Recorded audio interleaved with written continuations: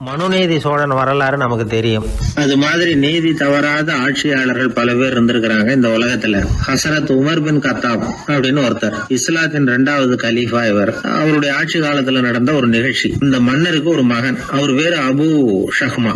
அந்த மிசர் நாட்டு கவர்னர் அமர் பின் ஆஸ், அந்த மன்னருடைய மகன் கவர்னர் அவர்களுடைய கவனிப்புல இருந்தார். அந்த சமயத்துல ஒரு நாள் அவர் மதுபானா இருந்தனர். கவர்னருக்கு தெரிஞ்சு போச்சு. அவருக்கு தர்ம சங்கடமா போட்டுது. தவறு செஞ்சது மன்னருடைய மகன். கவர்னர் யோசனை பண்ணார். அவர் மெதுவா தன்னுடைய வீட்டுக்கு அழைச்சிட்டு வந்தார். அதிகமா அவரை கஷ்டப்படுத்தாம ஒரு சின்ன தண்டனை கொடுத்து பிரச்சனையை தீர்த்துட்டார். ஏதோ பேருக்கு ஒரு தண்டனை, அவ்வளவுதான். இது நடந்து கொஞ்ச நாள் கழிச்சு மன்னருக்கு இந்த விஷயம் தெரிஞ்சு போச்சு. தன்னுடைய மகன்கிறதுனால கவர்னர் லேசான தண்டனையோட விட்டுட்டார் அப்படிங்கறத புரிஞ்சுக்கிட்டார். உடனே கவர்னருக்கு தகவல் அனுப்பினார். அமர் பின் ஆஸ் அவர்களே, என்னுடைய மகன் மதுபானம் அருந்தி இருக்கிறான். அது உங்களுக்கு தெரிஞ்ச உடனே தண்டனை கொடுத்திருக்கிறீங்க. கலீஃபாவின் மகன்கிற காரணத்தினால குறைவான தண்டனையை கொடுத்ததாக கேள்விப்படுறேன். இது ஷரியத்தின்படி மாபெரும் குற்றம். உங்களுடைய நடத்தையும் மன்னிக்க கூடியதல்ல.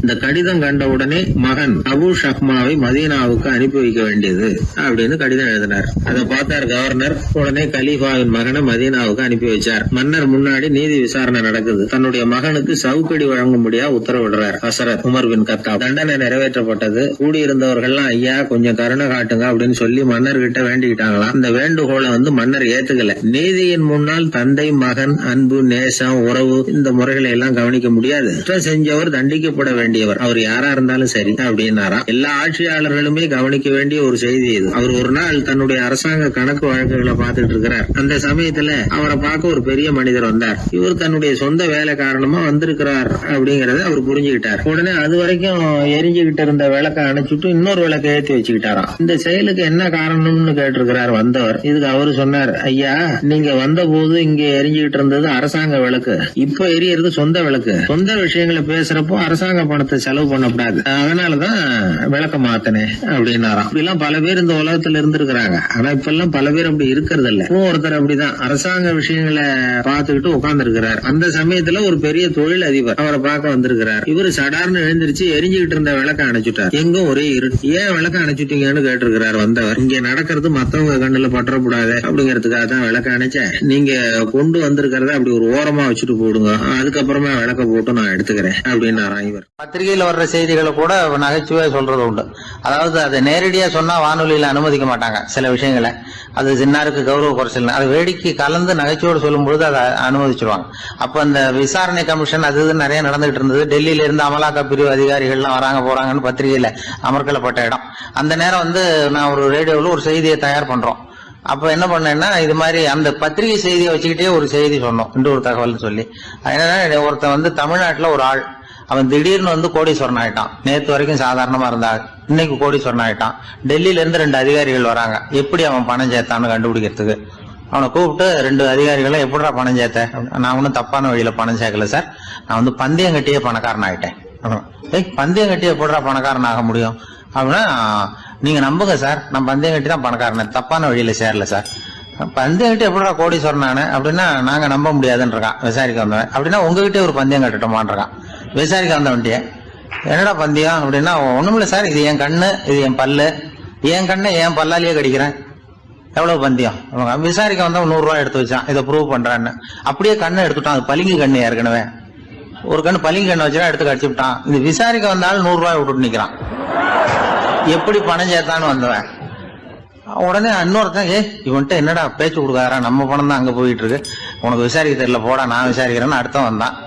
அது நீ ஒழுங்கா சொல்றேன், எப்படிடா பணம் சேர்த்தேன் சார், நீங்க கொஞ்சம் புத்திசாலியா தெரியுது அவரை விட, நீங்களாவது நம்புங்க சார், பந்தயம் கட்டி தான் பணம் சேர்த்தேன், நான் நம்ப முடியாது அப்படின்னா உங்ககிட்ட இன்னொரு பந்தயம் கட்டட்டுமா அப்படின்றான்.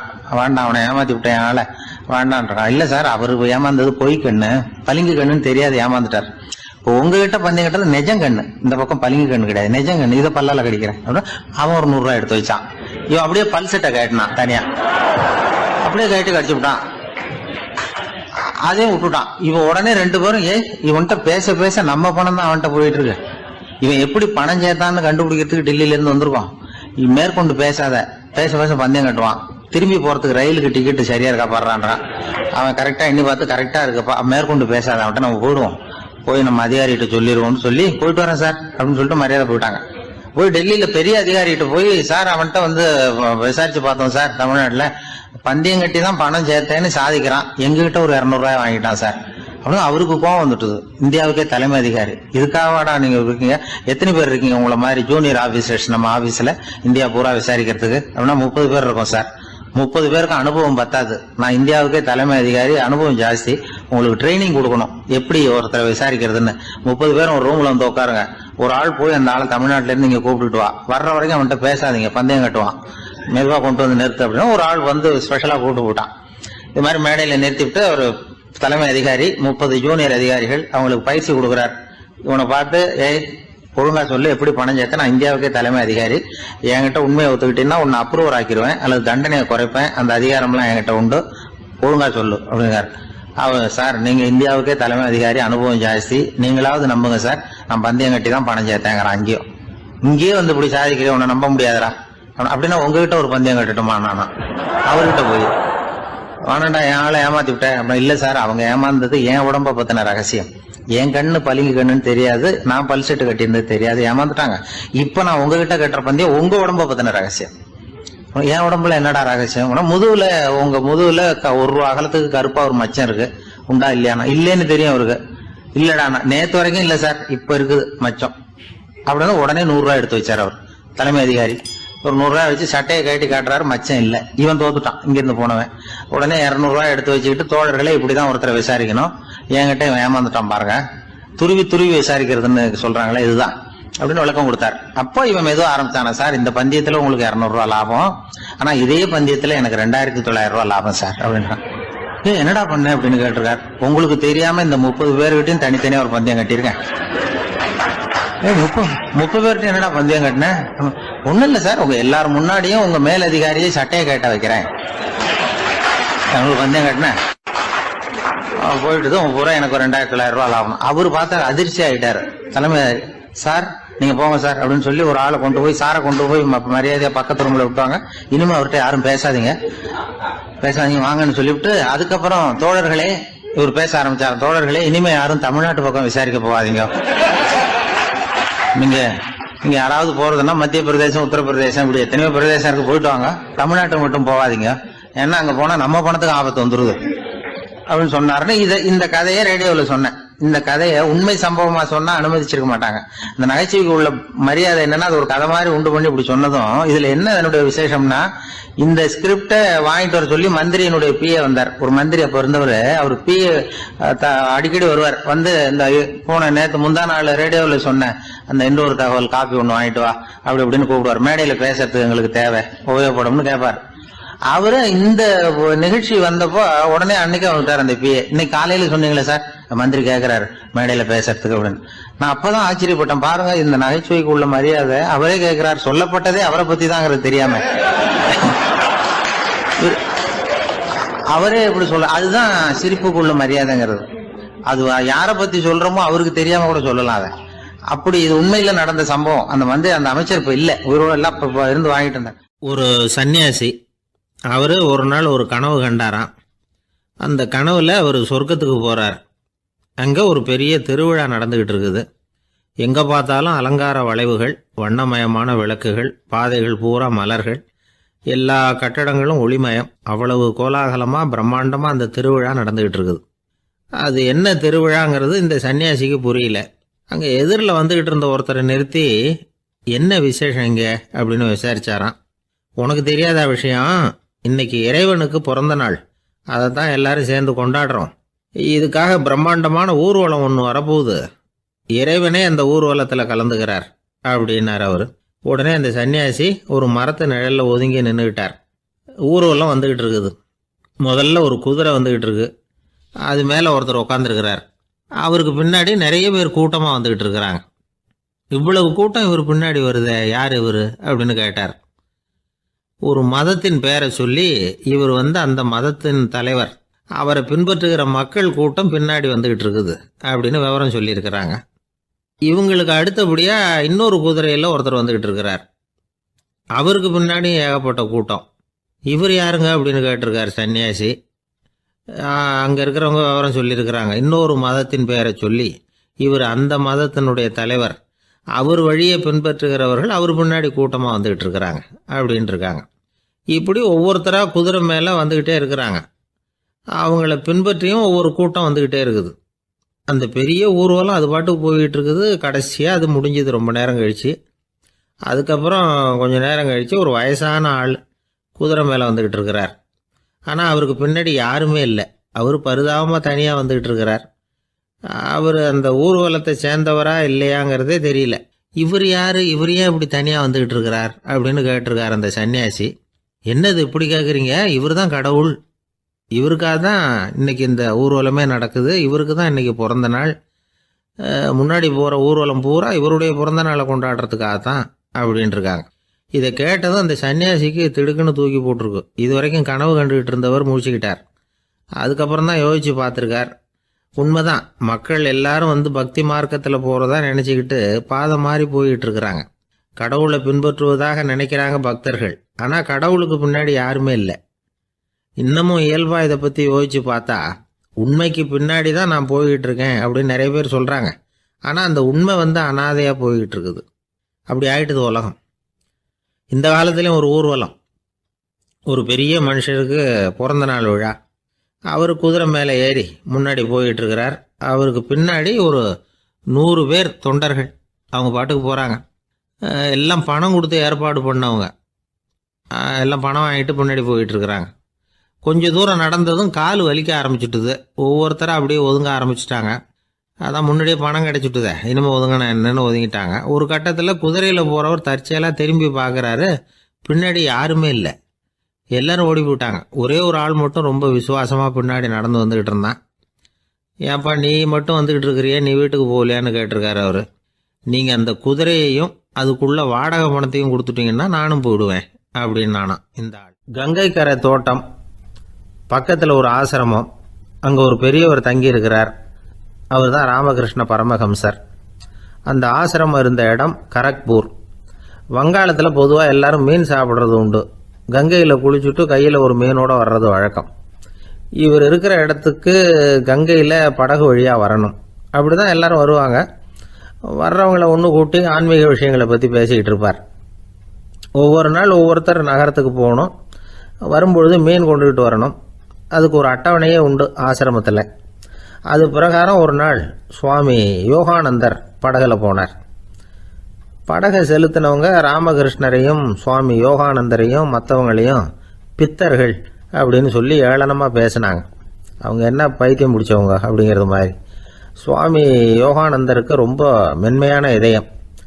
இவங்க இப்படி கண்ணாபின்னான்னு பேசுகிறத பார்த்தா மீனை வாங்கிட்டு திரும்புகிறப்போ என்ன நடக்குமோ அப்படிங்கிற பயம் வேறு வந்துட்டுது அவருக்கு. அவ்வளவு மென்மையானவர். இதை தெரிஞ்சுக்கிட்ட ராமகிருஷ்ணர் யோகானந்தா இங்கே வா அப்படின்னு கூப்பிட்டார். இவர் கண்ணீரை தொடச்சிக்கிட்டே கிட்ட போனார். சொன்னார், ஐயா, படகு ஓட்டுறவங்க உங்களை பற்றி மோசமாக பேசுகிறாங்க. என்ன திட்டினா பரவாயில்ல, ஆனால் உங்களை அவங்க திட்டுறாங்க. அதை என்னால் தாங்கிக்க முடியல அப்படின்னார். இதை கேட்டதும் ராமகிருஷ்ணருக்கு கோபம் வந்துட்டு தான். என்னது, உன்னுடைய குருவை பற்றி அவங்க மோசமாக பேசும்பொழுது நீ சும்மா இருந்தியா? வெளியில் போ அப்படின்னு விட்டார். குரு நிந்தனை செய்கிறப்போ அதை கேட்டுக்கிட்டு சும்மா இருக்கலாமா? குரு நிந்தனையை கேட்டால் பாவம் இல்லையா? என்னை தூற்றும் போது அவங்க வந்து பாவம் செய்கிறாங்க. அதை கேட்டுக்கிட்டு நீ சும்மா இருந்தால் நீயும் பாவம் செய்கிற அப்படின்னாராம். அடுத்த நாள் சுவாமி நிரஞ்சனானந்தர் போக வேண்டிய நாள். இவர் படகுல போகும்பொழுதும் அதே மாதிரி நடந்து தான். அவங்க மோசமாக பேச ஆரம்பித்தாங்க, திட்ட ஆரம்பித்தாங்க. அப்படி கேலி பண்ண ஒருத்தனை இவர் என்ன பண்ணார், பலார்னு கன்னத்தில் அரைஞ்சிட்டார். இன்னொருத்தனை கங்கையில் தூக்கி எறியறதுக்கும் தயாராகிட்டார். அதுக்கப்புறம் அவங்க யாரும் வாயை திறக்கலை. மீன் வாங்கிட்டு வர்றப்பவும் படகுல ஒரே அமைதி. அவ்வளவு பயம் அவங்களுக்கு. ராமகிருஷ்ணர் கூப்பிட்டு விசாரித்தார் என்ன நடந்ததுன்னு. இவர் சொன்னார், அவர் யோகானந்தா போகும்பொழுது என்ன நடந்ததோ அப்படியே தான் இப்பவும் நடந்தது. குரு நிந்தனை செய்கிறத கேட்டுக்கிட்டு நான் சும்மா இருப்பேனா? ஒருத்தனை அப்படியே அரைஞ்சுட்டேன், இன்னொருத்தனை ஆற்றுல தூக்கி போட்டுருவேன்னு பயமுறுத்தினேன், அவ்வளவுதான் அப்படின்னாராம். இப்போவும் ராமகிருஷ்ணருக்கு கோபம் வந்துட்டு தான். என்ன இது, அணியறது காஷாயம், இருக்கிறது ஆசிரமம், உனக்கு இவ்வளவு கோபம் வந்ததுன்னா அப்புறம் என்னத்துக்கு ஆசிரமத்தில் இருக்கணும்? பிரம்மச்சாரி எப்பவும் அமைதியாக இருக்கணும் அப்படின்னு அறிவுரை சொன்னாராம் ராமகிருஷ்ணர். அப்போ இவர் கேட்டாராம், ஏங்க அவருக்கு ஒரு விதமான அறிவுரை சொன்னீங்க, எனக்கு வேற விதமாக அறிவுரை சொல்கிறீங்க, இதில் எது உண்மை அப்படின்னு கேட்டிருக்கார். இதுக்கு ராமகிருஷ்ணர் சொன்ன பதில் என்னன்னா, அட அசடே, சக்கரத்தில் காற்று அதிகமாக இருந்தால் குறைக்கணும், குறைச்சலாக இருந்தால் கூட்டணும். அவன் சாது, அவனுக்கு அதிக உணர்ச்சி தேவை, உனக்கு படபடப்பு அதிகம், உனக்கு பொறுமை தேவை அப்படின்னாராம். இதில் உள்ள கருத்து என்னன்னா, கல்விங்கிறது எப்படின்னா அதை சூழ்நிலைக்கு தகுந்த மாதிரி கற்பிக்கணும். எல்லாருக்கும் ஒரே மாதிரி கற்பிக்கக்கூடாது. கேட்குற ஒரு தகுதி, புரிஞ்சுக்கிற திறமை, இதை பொறுத்து கல்வி அமையணும்.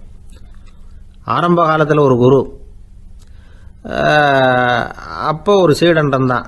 அது வேடிக்கையான குரு, வேடிக்கையான சீடன். ஒரு ஆசிரமம். ஒரு நாள் ஒருத்தன் அவசரமாக அந்த குருவை தேடி வந்திருக்கிறான். என்ன விஷயம்னு விசாரித்தார் குரு. உங்கள் சீடர் என்னை அடிச்சுட்டார் அப்படின்னு புகார் பண்ணானா அந்த ஆள். குரு சீடனை கூப்பிட்டார். அடிச்சியா இந்த ஆளை அப்படின்னு கேட்டாராம். ஆமான் இருக்கான் சீடன். ஏன் அடிச்சே அப்படின்னு கேட்டாராம்.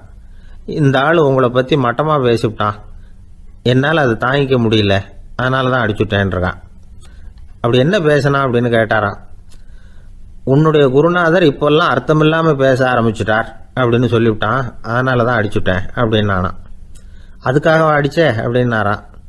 நான் அதுக்காக அடிக்கலை குருவே, இப்பெல்லாம் நீங்கள் அர்த்தமில்லாமல் பேசுகிறதாக அவன் சொல்கிறான் அப்படின்னா இதுவரைக்கும் நீங்கள் அர்த்தத்தோடு பேசினதாகத்தானே அர்த்தம், அது தப்பு தானே, அதனால தான் அடித்தேன் அப்படின்னு நானாம். ஒரு சீன தேசத்து அரசர் இருந்தார். அவருக்கு வயசாயிட்டுது. அவருக்கு அடுத்தபடியாக அவருடைய புள்ள பட்டத்துக்கு வரணும், ஆட்சி பொறுப்பை ஏற்றுக்கணும். ஒரு நல்ல தலைவனுக்கு இருக்க வேண்டிய பண்புகள்லாம் தன்னுடைய மகனுக்கு இருக்கணும்னு விரும்பினார் அந்த அரசர். அதனால் இளவரசனை பக்கத்தில் இருந்த ஒரு குரு கிட்ட அனுப்புனார். இளவரசன் அவர்கிட்ட போய் சேர்ந்தான். அந்த குரு என்ன பண்ணார் தெரியுமா, இவனை பார்த்து சொன்னார், இதை பாருப்பா, நீ என்ன பண்ணுற, இப்போவே பக்கத்தில் இருக்கிற காட்டுக்கு போ, நடு காட்டில் போய் ஒரு இடத்துல உட்காந்துக்கோ, அங்கே என்னென்ன சத்தம்லாம் உன் காதில் விழுதுன்னு கவனித்து கேளு, உன் காதில் விழுந்த ஓசைகள் என்னென்னங்கிறத என்கிட்ட வந்து சொல்லு, அதுதான் எனக்கு தெரியணும், உனக்கு வேலையும் அதுதான் அப்படின்னு சொல்லி அனுப்பி வச்சுட்டார். இளவரசன் காட்டுக்கு போனான். குரு சொன்னபடியே ஒரு இடத்துல உட்காந்து கவனித்து கேட்டான். அதுக்கப்புறம் குருக்கிட்ட திரும்பி வந்தான். என்னென்ன சத்தம்லாம் கேட்ட அப்படின்னு கேட்டார் குரு. குருவே, காட்டில் நான் பறவைகள் சத்தம்லாம் கேட்டேன், மிருகங்களின் ஓசையையும் கேட்டேன், இதை தவிர இடி மின்னல் மழை இதுகளோட சத்தத்தையும் கேட்டேன் அப்படின்னா. குரு யோசனை பண்ணார், நீ இன்னமும் சரியாக கேட்கல, அதனால் மறுபடியும் காட்டுக்கு போ, கொஞ்ச நாள் தங்கியிருந்து கேட்டுட்டு வா அப்படின்னார். இளவரசனுக்கு ஒன்றும் புரியல. இருந்தாலும் குருவின் கட்டளையாச்சே, மறுக்க முடியுமா? உடனே அவன் மறுபடியும் காட்டுக்கு போனான். ஒரு இடத்துல உட்காந்தான். கொஞ்ச நேரம் உன்னிப்பாக கவனித்து கேட்டான். சில நாள் கழித்து குருக்கிட்ட திரும்பி வந்தான். குருவே, இந்த தடவை சில துல்லியமான சத்தங்களை எல்லாம் கேட்டான். தேனீ பறக்கிற சத்தம், நீரோடையின் மெல்லிய ஓசை, இதெல்லாம் கேட்டேன்னா. குரு சிரித்தார். நீ மறுபடியும் காட்டுக்கு போ, இன்னும் சில நாள் அங்கே இரு, முழுமையாக கவனமாக கேட்டுட்டு வா அப்படின்னு சொல்லி அனுப்பி வச்சுட்டார். இளவரசனுக்கு குழப்பம் அதிகமாயிட்டுது. ஒன்றுமே புரியல. மறுபடியும் காட்டுக்கு போனான். மௌனமாக ஒரு இடத்துல உட்காந்துட்டான். அப்படியே தியானத்தில் ஆழ்ந்துட்டான். சில நாளில் அவனுக்கு இதுவரை கேட்காத ஓசைகள்லாம் கேட்க ஆரம்பிச்சிட்டுது. இதைத்தான் நான் கேட்கணும்னு என்னுடைய குரு எதிர்பார்த்துருக்கிறாருங்கிறத புரிஞ்சுக்கிட்டான். உடனே குருக்கிட்ட ஓடனான். குருவே, இந்த தடவை காதுகளுக்கு கேட்க முடியாத சில ஓசைகளை கூட என்னால் உணர முடிஞ்சுது. பூ மலருகிற ஓசை, சூரியனால் பூமி சூடாகிறப்போ எழுகிற ஓசை, காலை பனித்துளி இந்த புல்லுலாம் குடிக்கிற ஓசை, இது எல்லாம் என்னால் நல்லா கேட்க முடிஞ்சுது அப்படின்னா. குருவுக்கு இப்போ தான் திருப்தி ஏற்பட்டு தான். இளவரசனை பார்த்து சொன்னார், இதை பாருப்பா, இப்போ தான் நாட்டை ஆளுகிற தகுதி உனக்கு வந்திருக்குது அப்படின்னு சொல்லி அதுக்கு விளக்கமும் கொடுத்தாராம். எந்த அரசன் தன்னுடைய மக்களின் இதயம் பேசுகிற மௌன மொழியை, மௌன வார்த்தைகளை கேட்குறானோ அவன்தான் ஆள தகுதி உள்ளவன். எந்த அரசன் தன்னுடைய மக்களின் உணர்ச்சிகளை உண்மையாக உணர்றானோ அவன்தான் முதன்மையான அரசன். போலி வார்த்தைகளை மட்டும் கேட்டுட்டு பல மௌன ராகங்களை காதில் வாங்கிக்காதவன் அரசனே இல்லை. எந்த நாட்டில் எப்போ ஒரு அரசன் தன்னுடைய மக்களின் உணர்ச்சிகளை கேட்க மறுக்கிறானோ அன்னையிலேருந்தே அந்த நாடு அழிய தொடங்குது அப்படின்னு அர்த்தம். இதுதான் அந்த குரு இளவரசனுக்கு போதிச்சது. வாயால் பேசுகிறத மட்டும் கேட்டு ஏமாறக்கூடாது, உணர்ச்சிகளையும் கேட்கறதுல தான் மனப்பக்குவம் உண்டாகும். மக்கள் உணர்ச்சிகளை புரிந்து கொள்ளாத அரசர்கள் நீடிச்சிருக்க முடியாது.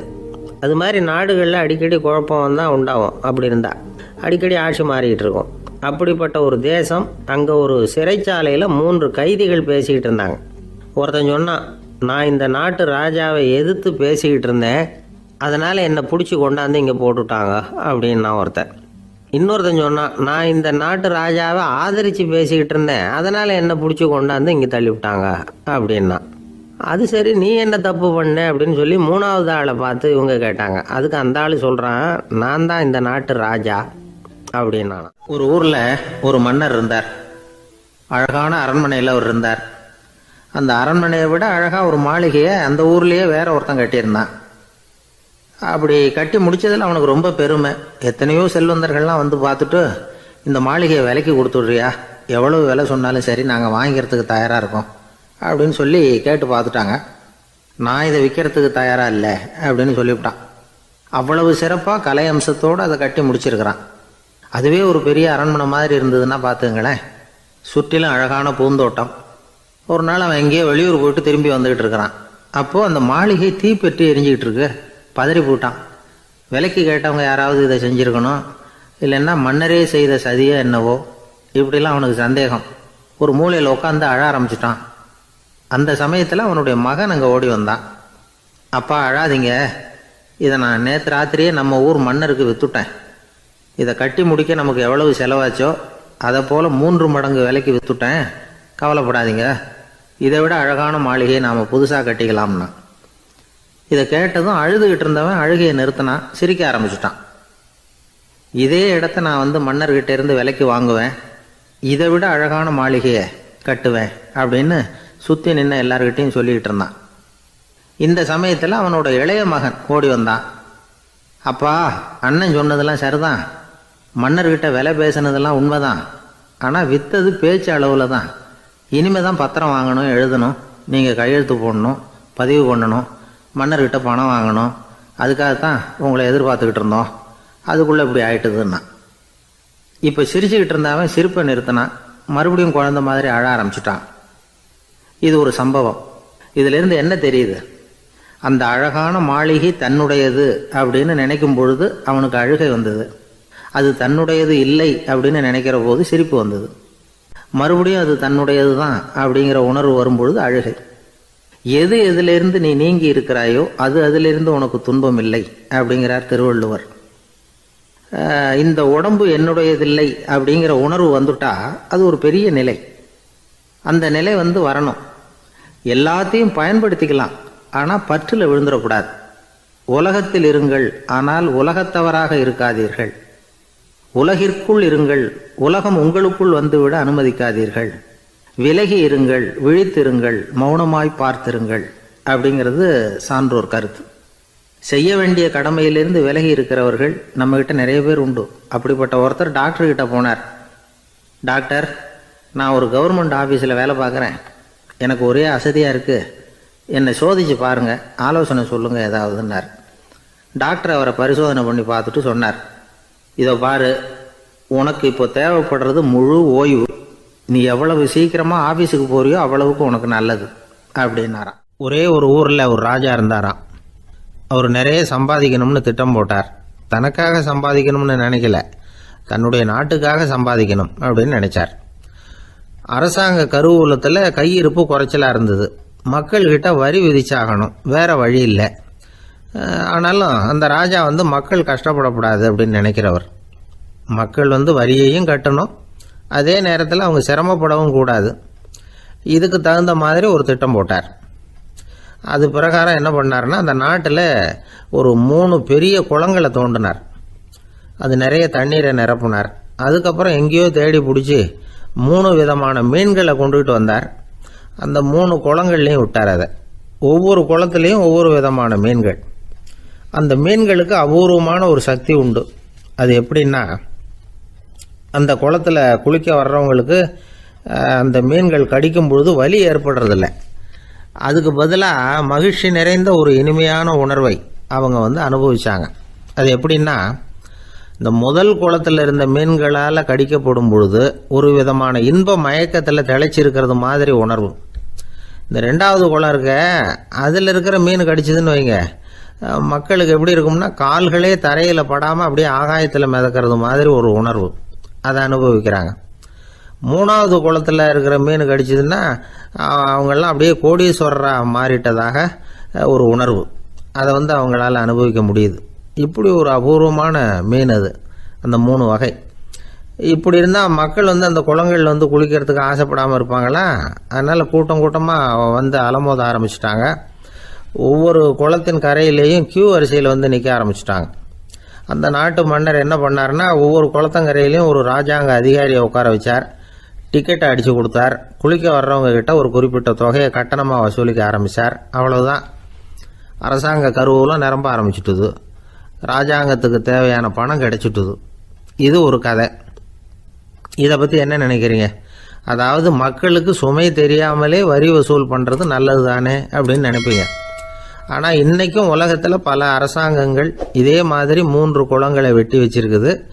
மக்களும் அதில் குளிச்சுக்கிட்டு தான் இருக்கிறாங்க. அது எப்படிங்கிறீங்களா? அந்த முதல் குளம் தான் சினிமா தியேட்டர். அதில் குளிக்கிறவங்க தான் ஒரு விதமான இன்ப மயக்கத்தில் தெளிச்சிருக்கிறது மாதிரியான உணர்வை அனுபவிக்கிறவங்க. 2வது குளம் தான் சாராய கடை. இந்த குளத்தில் குளிக்கிறவங்க தான் கால்களே தரையில் படாமல் ஆகாயத்தில் மிதக்கிறது மாதிரி உணர்வை அனுபவிக்கிறவங்க. 3வது குளம் லாட்ரி டிக்கெட். இதில் குளிக்கிறவங்க தாங்கள் அப்படியே கோடீஸ்வரர்களா மாறினது மாதிரி ஒரு உணர்வு, அதை அனுபவிக்கிறவங்க. இன்றைக்கி பல நாடுகள் இந்த குளங்களை பயன்படுத்திக்கிட்டு தான் வராங்க. ஒரு பூவில் வண்டு உட்காருது. அதில் இருக்கிற தேனை வண்டு எடுக்குது. இந்த சமயத்தில் அந்த பூவுக்கு வலிக்குமா? அதுக்கு வலிக்கிறது இல்லை. அந்த பூவோட மலர்ச்சியும் வளர்ச்சியும் குன்றி போகிறதும் கிடையாது. ஒரு ராஜா மக்கள்கிட்ட வரி வசூல் பண்ணும் பொழுது மக்களுக்கு சிரமமும் தெரியக்கூடாது, அதே நேரத்தை அதனால் அவங்க வாழ்க்கையும் கெட்டு போயிடக்கூடாது. அது மாதிரி வரி வசூல் பண்ணணுமா. இது காளிதாசனின் ரகுவம்சத்தில் காணப்படுகிற ஒரு கருத்து. ஒரு சின்ன குழந்தை தவறுதலாக ஒரு 25 காசு நாணயத்தை மூழ்கி விட்டுது. காசு வயத்துக்குள்ளே போயிட்டுது. அந்த குழந்தையோட தாய் உடனே குழந்தைய தூக்கிட்டு ஆஸ்பத்திரிக்கு புறப்பட்டாங்க. அப்போ அந்த பக்கமாக ஒருத்தர் வந்தார் தெருவில். என்ன விவரம்னு கேட்டார். இவங்க சொன்னாங்க, குழந்தை காசை முழுங்கிட்டுது, அதுதான் அவசரமாக ஆஸ்பத்திரிக்கு தூக்கிட்டு ஓடுறேன் அப்படின்னாங்க. அவர் சொன்னார், கவலைப்படாதம்மா, உடனே இப்படி கொடுங்க குழந்தைய அப்படின்னு கையில் வாங்கினார். ஒரு கையில் அந்த குழந்தையோட கால் 2ஐயும் பிடிச்சி தலைகீழாக தூக்கி பிடிச்சார். இன்னொரு கையால் அந்த குழந்தையோட வயத்தில் குறிப்பாக ஒரு இடத்துல அப்படியே தேடி அந்த சுட்டு விரலால் ஒரு இடத்துல பொட்டுன்னு தட்டினார். உடனே காசு அந்த குழந்தையோட வாய் வழியாக வெளியில் விழுந்துட்டுது. காசை எடுத்துக்கிட்டு இந்தாங்கம்மா உங்கள் குழந்தை அப்படின்னார். ரொம்ப நன்றிங்க, நிச்சயமாக நீங்கள் ஒரு டாக்டராக தான் இருக்கணும், என்னுடைய யூகம் சரிதானே அப்படின்னாங்களாம் அந்த அம்மா. அதுக்கு அவர், இல்லைங்க, நான் ஒரு இன்கம் டேக்ஸ் ஆஃபீஸர், வருமான வரி அதிகாரி அப்படின்னு சொல்லிவிட்டு போனாராம். சில பேருக்கு தொட்டதெல்லாம் வெற்றியா முடியும், சில பேருக்கு தொட்டதெல்லாம் தோல்வியா முடியும். இதுல உள்ள ரகசியம் என்ன? அதை தெரிஞ்சுக்கணும்னா இந்த கதையை கேளுங்க. ஜப்பான்ல ஒரு பெரிய வீரர் இருந்தார். அவர் பேரு நொபுனாகா. அவர்கிட்ட இருந்த படை வீரர்கள் கொஞ்சம் பேர் தான். சிறிய படை பலத்தை வச்சுக்கிட்டு பெரிய பெரிய படைகளை எல்லாம் முறியடிச்சிருக்கிறார். அவர் அவ்வளவு சாமர்த்தியம் உள்ளவர். ஒரு தடவை எதிரி மீது படையெடுத்து போயிருக்கிறார். அப்போ அவருடைய படை வீரர்களுக்கும் தளபதிக்கும் ஒரு சந்தேகம் வந்துட்டுது. இந்த போர்ல நாம வெற்றி பெற முடியுமா அப்படிங்கிற சந்தேகம் இருந்தாலும் இதை எப்படி தலைவர்கிட்ட தெரிவிக்கிறது? ரொம்ப யோசனை பண்ணாங்க. கடைசியா கொஞ்சம் துணிச்சலை வரவழைச்சுக்கிட்டு மெதுவா கேட்டுட்டாங்க. அவர் பார்த்தார், சரி, அதை நாம முடிவு செய்ய வேணாம், புத்த விகாரத்துக்கு போயிட்டு வருவோம், பூவா தலையா போட்டு பார்த்துருவோம், என்ன வருதோ அது பிரகாரம் செயல்படுவோம், என்ன சொல்றீங்க? ஏன்னா போருக்கு செல்லும் பொழுது முழு மனசோட போகணும், ஊசலாட்டம் இருக்கக்கூடாது அப்படின்னார். தளபதியும் படை வீரர்களும் சரின்னு ஒத்துக்கிட்டாங்க. உடனே அவங்க எல்லாரும் அங்க பக்கத்துல இருந்த கோயிலுக்கு போனாங்களாம். தலைவர் உள்ள போனார். எல்லாரும் ஆவலோட வெளியில காத்துக்கிட்டு இருக்கிறாங்க. ரொம்ப நேரத்துக்கு அப்புறம் அவர் வெளியில வந்தார். தளபதி, துணை தளபதிகள் எல்லாரையும் கிட்டத்துல கூப்பிட்டார். அவங்க முன்னிலையில ஒரு தங்க காசை எடுத்தார். இத பாருங்க, இப்ப பூவா தலையா போட்டு பாத்துருவோம். பூ வந்தா தோத்துருவோம், தலை வந்தா ஜெயிச்சிருவோம். அதனால பூ விழுந்தா போர் வேணாம், அதை தவிர்த்துருவோம். தலை விழுந்ததுன்னா போருக்கு போவோம். விதி இப்போ நம்ம கையில தான் இருக்கு. இங்க என்ன தீர்ப்பு கிடைக்குதோ அது பிரகாரம் நடப்போம் அப்படின்னு சொல்லிவிட்டு தங்க காசு சுண்டி போட்டார். அது அப்படி சுழன்று மேல போய் கணீர்னு தரையில வந்து விழுந்தது. எல்லாரும் ஆவலோடு அதை குனிஞ்சி பாக்குறாங்க. தலை விழுந்திருக்குது. ஒரே மகிழ்ச்சி, ஆரவாரம். அதுக்கப்புறம் அவங்களுக்கு சந்தேகம் வரவே இல்லை. அப்படியே உறுதியான ஒரு முடிவோட போருக்கு போனாங்க. வெற்றியோட திரும்பி வந்தாங்க. வெற்றி விழா நடக்குது. தளபதி பேசுறார். இந்த வெற்றியை காசுதான் முடிவு பண்ணுச்சு. அதனால விதியை வெல்ல யாரால முடியும் அப்படின்னார். சொல்லிவிட்டு உட்கார்ந்தார். அப்போ அந்த தலைவர் தன்கிட்ட இருந்த அந்த தங்க காசை எடுத்து ரகசியமா தளபதி கிட்ட கொடுத்தாராம். தளபதி அதை வாங்கி பாக்குறாரு. அந்த நாணயத்துல 2 பக்கமும் தலை தான் இருக்குது. இதுல இருந்து என்ன தெரியுதுன்னா, வெற்றியின் ரகசியம் என்னன்னா மன உறுதி தான். எதை செஞ்சாலும் மனக்குழப்பம் இருக்கக்கூடாது. எண்ணி துணிக கருமம், இது வள்ளுவர் வாக்கு. பரீட்சை ரிசல்ட் வர்ற சமயம் ஒரு பையன் ஒரு காசை சுண்டி போட்டு தலையா பூவா பாத்துக்கிட்டு இருந்தான். என்னப்பா பாஸா ஃபெயிலா பாக்குறியா அப்படின்னு கேட்டாங்க. பரீட்சை ரிசல்ட்டை பொறுத்த வரைக்கும் எனக்கு சந்தேகம் இல்லை சார் அப்படின்னா. அப்புறம் எதுக்கு இது அப்படின்னு கேட்டாங்க. ரிசல்ட் வந்த பிறகு எங்க அப்பா என்னை திட்டுறதோட விட்டுருவாரா இல்ல அடிப்பாரா அப்படிங்கறத தெரிஞ்சுக்கிறதுக்காக இது அப்படின்னு. ஒரு திருடன் ஒரு வீட்டுல போய் திருடணும்னு திட்டம் போட்டான். இருட்டுனதும் போய் திருடணும். ஆனா ராத்திரி ஆனா வாசல் கதவை சாத்தி உள்பக்கம் தாழ்பால் போட்டுருவாங்களே, என்ன பண்றது, எப்படி வீட்டுக்குள்ள போறது? இவன் யோசனை பண்ண ஒரு முடிவுக்கு வந்தான். சரி, பகல் நேரத்திலேயே யாருக்கும் தெரியாம அந்த வீட்டுக்குள்ள நுழைஞ்சிருவோம். அங்க போய் எங்கேயாவது ஒளிஞ்சுக்குவோம். இருட்டுற வரைக்கும் பேசாம இருப்போம். ராத்திரி எல்லாரும் தூங்கினதுக்கு அப்புறம் நைஸா போய் பீரோவை திறந்து இருக்கிறது பூரா எடுத்துக்கிட்டு ஓடியாந்துடலாம் அப்படின்னு திட்டம் போட்டான். அதே மாதிரி ஒரு நாள் மத்தியானத்துக்கு மேல அந்த வீட்டுக்காரன் எங்கேயோ வெளியில புறப்பட்டு போனான். வீட்டுக்கார அம்மா அடுப்பங்கரையில என்னவோ சமைச்சுக்கிட்டு இருந்தாங்க. திருடன் பார்த்தான். இதுதான் சமயம்னு அந்த வீட்டுக்குள்ள மெதுவா நுழைஞ்சிட்டான். எங்க ஒளியலாம்னு பார்த்தா வலது பக்கம் ஒரு ரூம் இருந்தது. அங்க போனான். அங்க ஒரு படுக்கை அறை, அங்க ஒரு பெரிய கட்டில் இருந்தது. அதுக்கு அடியில போய் பதுங்கிட்டான். இருட்டுனது நம்ம வேலையை ஆரம்பிக்கலாம், அது வரைக்கும் பொறுமையா இருக்கணும் அப்படின்னு சொல்லி பேசாம வாயை மூடிட்டு கம்முன்னு இருக்கிறான். ரொம்ப நேரம் கழிச்சு வெளியில போயிருந்த வீட்டுக்காரன் திரும்பி வந்தான். சாப்பிட்டான். லைட்டை நிறுத்தி விட்டு படுத்துட்டான். அந்த அம்மாவும் வேலையெல்லாம் முடிச்சுட்டு வந்து படுத்துட்டாங்க. நடு ராத்திரி. விடி விளக்கு லேசா எரிஞ்சுக்கிட்டு இருக்கு. வீட்டுக்காரன் லேசா கண்ணை முழிச்சான். கட்லுக்கு நேரா எதிரில ஒரு கண்ணாடி. அதுல பாக்குறான், கட்லுக்கு கீழே ஒரு திருடன் ஒளிஞ்சு இருக்கிறது தெரிஞ்சு போச்சு. உடனே அவன் திருடன் திருடன்னு சத்தம் போடல, யோசனை பண்ணான். மேஜையில இருக்கிற கத்தி எடுத்து கையில வச்சுக்குவோமா அப்படின்னு யோசனை பண்ணான். இந்த சந்தர்ப்பத்துல கத்திய உபயோகப்படுத்துறத விட புத்திய உபயோகப்படுத்துறது தான் சாமர்த்தியம் அப்படின்னு நினைச்சான். உடனே அது பிரகாரம் செயல்பட ஆரம்பிச்சிட்டான். என்ன பண்ணான் தெரியுமா? எதையும் வெளியில காட்டிக்காம ரொம்ப சர்வசாதாரணமா தன்னுடைய மனைவி கிட்ட பேச ஆரம்பிச்சான். மனைவியும் புத்திசாலி, அதனால அவங்களுக்கு தெரியும். அவங்களும் வீட்டுக்காரர் கேட்ட கேள்விக்கு பொருத்தமா பதில் சொல்ல ஆரம்பிச்சாங்க. இவன் கேட்டான், இத பாரு, நமக்கு குழந்தை பிறந்தா அதுக்கு கிருஷ்ணமூர்த்தின்னு தான் பேர் வைக்கணும் அப்படின்னா. அதெல்லாம் முடியாது. ஆம்பளை பிள்ளையா இருந்தா ஏகாம்பரம், பொம்பளை பிள்ளையா இருந்தா பங்கஜவல்லி, இதுதான் அவங்க மாமனார் மாமியார் பேர், அதான் வைக்கணும் அப்படின்னாங்க அந்த அம்மா. அதெல்லாம் முடியாது, நான் முடிவு பண்ணிவிட்டேன் கிருஷ்ணமூர்த்தின்னு கத்தனா அவன். இல்ல ஏகாம்பரம் பங்கஜவல்லின்றது இந்த அம்மா. வாதம் முத்தி போச்சு. கிருஷ்ணமூர்த்தி கிருஷ்ணமூர்த்தி கிருஷ்ணமூர்த்தின்னா அவன். ஏகாம்பரம் பங்கஜவல்லி ஏகாம்பரம் பங்கஜவல்லின்னு இவங்க கத்துறாங்க. ஒரே சத்தமா போச்சு.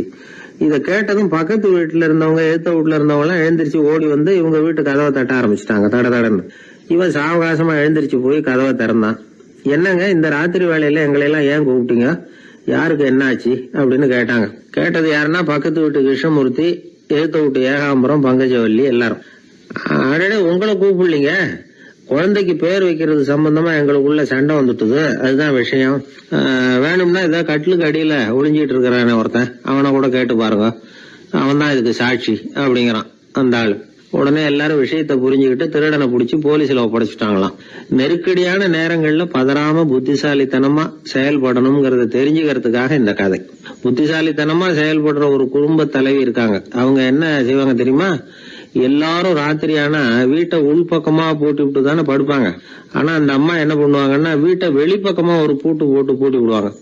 எழுத்த வீட்டுக்காரங்க கிட்ட சொல்லி தினமும் இப்படி பூட்டி விட சொல்றது பழக்கம். ஏங்க அப்படி செய்யறீங்க? திருடன் சுலபமா உள்ளே வந்துடக்கூடாதுங்கிறதுக்காகவா அப்படின்னு கேட்டாங்க. இல்லைங்க, சுலபமா வெளியில போயிடக்கூடாதுங்கிறதுக்காக அப்படின்னாங்க. என்னங்க சொல்றீங்க அப்படின்னு கேட்டாங்க. ஆமாங்க, இவருக்கு அந்த பழக்கம் உண்டு அப்படின்னு தன்னுடைய வீட்டுக்காரரை காட்டினாங்க. பக்கத்து வீடுகள் பத்திரமா இருக்கணுங்கிறதுக்காக தன்னுடைய வீட்டை பூட்டி வைக்கிறது ஒரு பெரிய விஷயம் தானே. நாட்டுல நல்லவங்க ஒருத்தர் 2 பேர் இருக்கிறதுனால தாங்க மழையே பெய்யுது அப்படின்னு சொல்றது உண்டு. நல்லார் ஒருவர் உளரேல் அவர் பொருட்டு எல்லாருக்கும் பெய்யும் மழை. சில சமயம் ரொம்ப பேர் திடீர்னு நல்லவங்களா ஆயிடுவாங்க போல இருக்கு. அதனால தான் விடாம பேய் மழையா கொட்டி தீர்த்துடுது. எல்லாரும் நல்லவங்களாயிட்டா உலகமே தாங்காது போல இருக்க. அப்பப்போ ஒருத்தர் 2 பேர் நல்லவங்களாகணும், அப்பதான் சீரா மழை பெய்யும். மாதத்துக்கு 3 பேர் நல்லவங்களான மாதம் மும்மாரி பொழியும். இதெல்லாம் வேடிக்கை பேச்சு. இப்போ இதெல்லாம் ஒரு பக்கம் இருக்கட்டும். இப்போ விஷயத்துக்கு வருவோம். ஒரு கும்பலில் நல்லவன் யார் அப்படிங்கிறத எப்படி கண்டுபிடிக்கிறது? இதுக்கு ஒரு வேடிக்கை கதை உண்டு. என்னுடைய நண்பர் ஒருத்தருக்கு அவங்க பாட்டியம்மா சொன்ன கதையும் அது. அது என்ன கதைன்னா, ஒரு ஊரில் ஒரு சமயம் பலமான மழை பெய்ய ஆரம்பிச்சுட்டு தான். இடி மின்னல் ரொம்ப கடுமையாக இருந்திருக்குது. ஆரம்பித்த மழை வர வர கடுமையாக ஆகிட்டு இருக்குதே தவிர நிற்கிற பாடாக தெரியல. ஊர் ஜனங்கள்லாம் பார்த்தாங்க. இதுக்கு மேலேயும் வீட்டு உள்ள இருந்தால் ஆபத்துங்கிறத புரிஞ்சுக்கிட்டாங்க. ஏன்னா வீடெல்லாம் இடிஞ்சு விழுந்துருமோங்கிற பயம். உடனே எல்லாரும் புறப்பட்டு ஊருக்கு பொதுவாக இருந்த ஒரு மண்டபத்தில் போய் தங்கிக்கிட்டாங்க. மின்னல் கடுமையாக இருந்தது. இடி எந்த நேரத்துலையும் விழலாம்ங்கிற நிலைமை. எப்போ விழலாம்னு பார்த்துக்கிட்டு இருக்குது. அந்த மண்டபத்தில் இருந்த ஜனங்கள் மனசுக்குள்ள ஒரு பயம். நம்ம கூட்டத்தில் யாராவது ஒரு கெட்டவன் பாவம் பண்ணவன் இருந்தால் கூட இடி இந்த மண்டபத்தில் விழுந்துரும், அது எல்லாருக்கும் ஆபத்து அப்படின்னு நினச்சாங்க. சரி, இதுக்கு என்ன பண்ணலாம் அப்படின்னு யோசனை பண்ணாங்க. அந்த கூட்டத்தில் ஒரு பெரியவர் இருந்தார். அவர் ஒரு யோசனை சொன்னார். இதை பாருங்க, அதுக்கு ஒரு வழி இருக்குது. அதோ எதிர்த்தாப்புல கொஞ்சம் தூரத்தில் ஒரு உயரமாக மரம் ஒன்று இருக்குது பாருங்க. பொதுவாக இடி சுலபமாக விழறது அது மாதிரி உயரமான மரத்தில் தான். நம்ம கூட்டத்தில் இருக்கிறவங்க எல்லாரும் ஒவ்வொருத்தராக போய் அந்த மரத்தை தொட்டு விட்டு திரும்பி வந்துடணும். நம்மள பாவம் பண்ணவன் யாரோ அவன் அந்த மரத்தை தொடுற சமயத்தில் இடி விழுந்துடும். அவன் மட்டும் போயிடுவான். மண்டபத்தில் இருக்கிற நாமெல்லாம் பொழைச்சிக்கலாம் அப்படின்னு ஐடியா கொடுத்தார் அந்த பெரியவர். இது நல்ல யோசனையாக பட்டது. எல்லாரும் ஒத்துக்கிட்டாங்க. ஒவ்வொருத்தராக போய் அந்த மரத்தை தொட்டு விட்டு திரும்பி வந்தாங்க. இடி எதுவும் விழலை. இன்னமும் பாவம் பண்ண ஆசாமி அதை போய் தொடலை போல இருக்கு அப்படின்னு நினச்சிக்கிட்டாங்க. ஒவ்வொருத்தராக போகிறாங்க. எல்லாரும் போய் தொட்டுவிட்டு வந்தாச்சு. இன்னும் ஒரே ஒரு ஆசாமி தான் பாக்கி. கடைசியாக இருந்த அந்த ஆள் பயந்துட்டான். இது வரைக்கும் இடி விழலைன்னா இப்போ என்ன அர்த்தம்? இப்போ நாம தான் பாக்கி, நாம தான் தப்பு பண்ண ஆள் போல இருக்கு அப்படின்னு நினச்சிட்டான். அதனால் துணிச்சலாக போய் தொடுறதுக்கு பயந்தான். தயங்கிக்கிட்டே இருந்தான். இருந்தாலும் மற்றவங்கள்லாம் சும்மா இருப்பாங்களா? கட்டாயப்படுத்தி கழுத்தை பிடிச்சி தள்ளாத குறையா அவனை தள்ளி விட்டாங்க. போய் தொட்டுட்டு வாடான்னு. அவன் நடுங்கிட்டே போய் அந்த மரத்தை தொட்டான். அதே வினாடி ஒரு பயங்கரமான மின்னல் இடி விழுந்துட்டுது. எங்கே விழுந்தது தெரியுமா? அந்த ஆள் மேலே இல்லை, மண்டபத்தில் விழுந்தது. மண்டபத்தில் இருந்தவங்க பூரா காலி. அந்த ஒரு ஆள் மட்டும் புழைச்சிக்கிட்டான். இந்த ஒரு ஆளை காப்பாற்றுறதுக்காக தான் இடி மண்டபத்தில் விழாமல் இருந்திருக்குது. இதுதான் கதை. அதனால் நல்லவங்க எப்படியும் தப்பிச்சுக்குவாங்க அப்படிங்கிறது ஒரு நீதி. ஒருத்தன் அப்படி தான் தெருவில் நடந்து போய்கிட்டு இருந்தான். ரொம்ப நல்லவன். எதிரில் ஒருத்தன் சைக்கிளில் வந்துக்கிட்டு இருந்தான். அதில் மோதி இவன் கீழே விழுந்துட்டான். சைக்கிள்காரன் உடனே இறங்கி இவனை தூக்கி விட்டான். இவன் எழுந்திரிச்சு அவனை முறைச்சி பார்த்தான். அப்படி பார்க்காதீங்க சார், நீங்கள் ரொம்ப புண்ணியம் பண்ணியிருக்கீங்க, அதுதான் இப்போ சைக்கிளில் மோதிக்கிட்டீங்க அப்படின்றான். என்ன அப்படி சொல்கிறேன்னு நான் இவன் 10 நிமிஷத்துக்கு முன்னாடி நான் லாரி ஓட்டிகிட்டு வந்தேன், அப்போ நீங்கள் எதிரில் வந்திருந்தீங்கன்னா என்ன ஆயிருக்கும் அப்படின்னானா அவன். வாழ்க்கையில் சில சந்தர்ப்பங்களில் நாம் சில அவமானங்களை சந்திச்சே தீர வேண்டியிருக்கு. என்ன பண்ணுறது, காலம் அப்படி.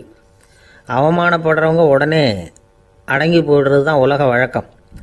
அவமானப்பட்டால் உடனே சீறி எழறவங்களும் உண்டு. ஆனால் அதையே ஒரு சவாலாக எடுத்துக்கிட்டு முன்னுக்கு வர்றவங்களும் சில பேர் இருக்கிறாங்க. அவங்க ரொம்ப அபூர்வம். இன்றைக்கி மனோதத்துவ நிபுணர்கள்லாம் என்ன சொல்கிறாங்க தெரியுமா? அவமானப்பட்டுட்டா உடனே அடங்கி போயிடக்கூடாதான்.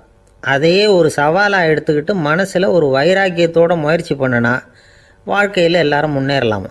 அவமானங்கிறத நாம் வைராக்கியமாக மாற்றிக்கணும். அதுதான் வெற்றிக்கு வழி. ராமர் இந்த பூமியில் பிறந்ததே ஒரு வைராக்கியத்தினால தான் சார் அப்படின்னார் ஒருத்தர். எப்படிங்க அது அப்படின்னு கேட்டேன். அவர் சொன்னார், தசரதருக்கு ராமர் குழந்தையா பிறக்கணும், அப்போ தான் இங்கே இருக்கிற கஷ்டங்கள்லாம் நீங்கும் அப்படின்னு சர்வ லோகமும் எதிர்பார்த்துக்கிட்டு இருக்குது. ஆனால் அவர் எப்போ பிறப்பார் அப்படின்னு யாருக்கும் தெரியல. அந்த காரியம் சீக்கிரம் நடக்கணுமே, அதுக்கு என்ன பண்ணுறது? நாரதர் வந்தார் ஒரு நாள் தசரதரை தேடி. தசரதா, உனக்கு ஒரு செய்தி தெரியுமான்னு ஆரம்பித்தார். அவர் எப்பவும் இப்படித்தானே ஆரம்பிக்கிறது வழக்கம். என்ன விஷயம்னு கேட்டார் தசரதர். தசரதா, நீ அடிக்கடி உன்னோட தேரில் ஏறிக்கிட்டு தேவலோகத்துக்கு போகிற, அங்கே போகிற வர்ற எல்லாம் பண்ணிகிட்ருக்க, எல்லாம் சரி. தேவலோகத்துலேயும் உன்னை நல்லபடியாக தான் வரவேற்கிறாங்க. தேவேந்திரன் உன்னை பிரியமாக அழைச்சிட்டு போய் தன்னுடைய அரியாசனத்திலேயே தனக்கு பக்கத்திலேயே உட்கார வைக்கிறான். நீயும் சந்தோஷமாக உட்காந்து பேசிவிட்டு வந்துடுற. ஆனால் நீ இங்கே வந்ததுக்கு அப்புறம் அங்கே என்ன நடக்குது தெரியுமா உனக்கு அப்படின்னாரான் நாரதர். என்ன நடக்குது எனக்கு ஒன்றும் தெரியலையே அப்படின்னாரான் தசரதர். நாரதர்கிட்ட கிட்டத்தில் கேட்டிருக்கார், கொஞ்சம் சொல்லுங்கள் என்னது அப்படின்னு. அவர் ஒரு நெருங்கி வந்தாராம் நாரதரும். மெதுவாக அவர் காதோட காதாக சொன்னாராம். அதாவது நம்ம பாஷையில் சொல்லப்போனால் பற்ற வைக்கிறார். நீ அங்கே தேவேந்திரங்கிட்ட உட்காந்து பேசிவிட்டு வந்த பிறகு நீ அங்கே உட்காந்துருந்த அரியாசனத்தை தண்ணி ஊற்றி கழுவி சுத்தப்படுத்துகிறாங்க. நீ என்ன அந்த அளவுக்கு சுத்தம் இல்லாத ஆளா, தினம் குளிக்காமையாக இருக்கிற அப்படின்னாராம். தசரதருக்கு இது ரொம்ப அவமானமாக போயிட்டுது. அப்படியே செய்கிறாங்க அப்படின்னாராம். ஆமாம், நீ வேணும்னா நான் சொல்கிறது உண்மையாக இல்லையா அப்படின்னு சோதனை பண்ணி பார்த்துக்கோ அப்படின்னாராம் நாரதர். உடனே தசரதர் இதுக்காகவே புறப்பட்டு தேவலோகம் போனார். அங்கே வழக்கம் போலவே இவரை கூப்பிட்டு உட்கார வச்சு பேசிக்கிட்டு இருந்தான் தேவேந்திரன். கொஞ்ச நேரம் பேசிக்கிட்டு இருந்துட்டு சரி நான் கிளம்புறேன்னு புறப்பட்டார். சரி, அவனும் வாசல் வரைக்கும் வந்து வழி அனுப்பி வச்சுட்டு உள்ளே போயிட்டான். தசரதர் வெளியில் கொஞ்ச நேரம் மறைஞ்சி இருந்துட்டு மெதுவாக உள்ளே எட்டி பார்த்தார் என்ன நடக்குதுன்னு. நாரதர் சொன்னது உண்மைதான். தசரதர் உட்காந்துருந்த ஆசனத்தை அங்கே 2 தேவர்கள் கழுவி சுத்தப்படுத்திக்கிட்டு இருக்கிறாங்க. தசரதரால் இதை தாங்கிக்க முடியல. அவருக்கு ரொம்ப அவமானமாக போச்சு. நேராக கிடுகிடுன்னு தேவேந்திரங்கிட்டே போனார். நான் உட்காந்துருந்த இருக்கையே சுத்தம் பண்ணுறியே, நான் என்ன அந்த அளவுக்கு பாவியா அப்படின்னு கேட்டார். ரொம்ப கோபமாக கேட்டார். தசரதரே, மனுஷனுக்கு 3 கடன்கள் உண்டு. தேவ கடன், ரிஷி கடன், பித்ரு கடன். இதை தீர்க்காதவன் பாவியாகிறான். இதில் மகனை பெறுவதால் தான் பித்ரு கடன் தீரும். உனக்கு மகன் கிடையாது, அதனால் நீ பாவியாகிற. பாவி உட்கார்ந்துருந்த இடம்ங்கிறதுனால அதை சுத்தம் செய்ய வேண்டியது எங்கள் கடமை அப்படின்னு நானாம் தேவேந்திரன். இந்த இடத்துல தசரதருக்கு ஏற்பட்ட அவமானம் ஒரு வைராக்கியமாக மாறிச்சு. தேவேந்திரனே கேட்டுக்கோ, ஒரு மகனை பெற்ற பிறகு தான் இந்த சபையில் மறுபடியும் அடி எடுத்து வைப்பேன் அப்படின்னு சொல்லிவிட்டு போயிட்டாராம். போய் புத்திர காமேஷ்டி யாகம் பண்ணார். புத்திரர்கள் பிறந்தார்கள். இந்த கதையில் உள்ள கருத்து என்னென்னா, தேவேந்திரன் தசரதரை அப்படி அவமானப்படுத்தலைன்னா அவருக்கு இப்படி ஒரு வைராக்கியம் பிறந்திருக்குமா யோசிச்சு பார்க்கணும். நமக்கு ஏற்படுகிற சில அவமானங்களையும் வைராக்கியமாக மாற்றிக்குவோம். அப்படி மாற்றிக்கிட்டோம்னா வாழ்க்கையில் வந்து முன்னேறலாம். நம்ம ஆளுங்க சில பேர் அவமானத்தை வந்து வைராக்கியமாக மாற்றிக்கிறது எப்படி தெரியுமா? நம்மக்கிட்ட ஒரு பையன் சொன்னான், எங்கள் அப்பா என்னை எல்லாருக்கும் முன்னாடி வச்சு திட்டிவிட்டார், பொறுப்பு இல்லாமல் ஊர் சுற்றுறேன்னு சொல்லி அவமானப்படுத்தி விட்டார். இனிமேல் நீ என் முகத்திலேயே முழிக்காதரா போடான்னு வேற சொல்லிவிட்டார். எனக்கு ரோஷம் வந்துட்டுது. அந்த அவமானத்தை வைராக்கியமாக மாற்றிக்கிட்டேன். அன்னையிலேருந்து அவர் முகத்திலேயே முழிக்கிறது இல்லை அப்படின்னா. அப்படியான்னு கேட்டோம். ஆமாங்க, அவர் வீட்டில் இல்லாத நேரமாக பார்த்து உள்ள சமையல் கட்டுக்கு போய் சாப்பிட்டுட்டு நைஸாக வெளியில் வந்துடுவேன் அப்படிங்கிறான் அவன். எனக்கு அதிர்ஷ்டமே இல்லை சார் அப்படின்னார் ஒருத்தர். ஏன் அப்படி சொல்கிறீங்கன்னு கேட்டோம். வியாபாரம் பண்ணலாம்னு ஒரு கடை வச்சேன். வேண்டிய போட்டவங்க கூட என் கடையில் வந்து எதுவும் வாங்க மாட்டேங்கிறான். எல்லாரும் அடுத்த கடைக்கு தான் போகிறான் அப்படின்னு சொல்லி ரொம்ப அழுத்துக்கிட்டார்.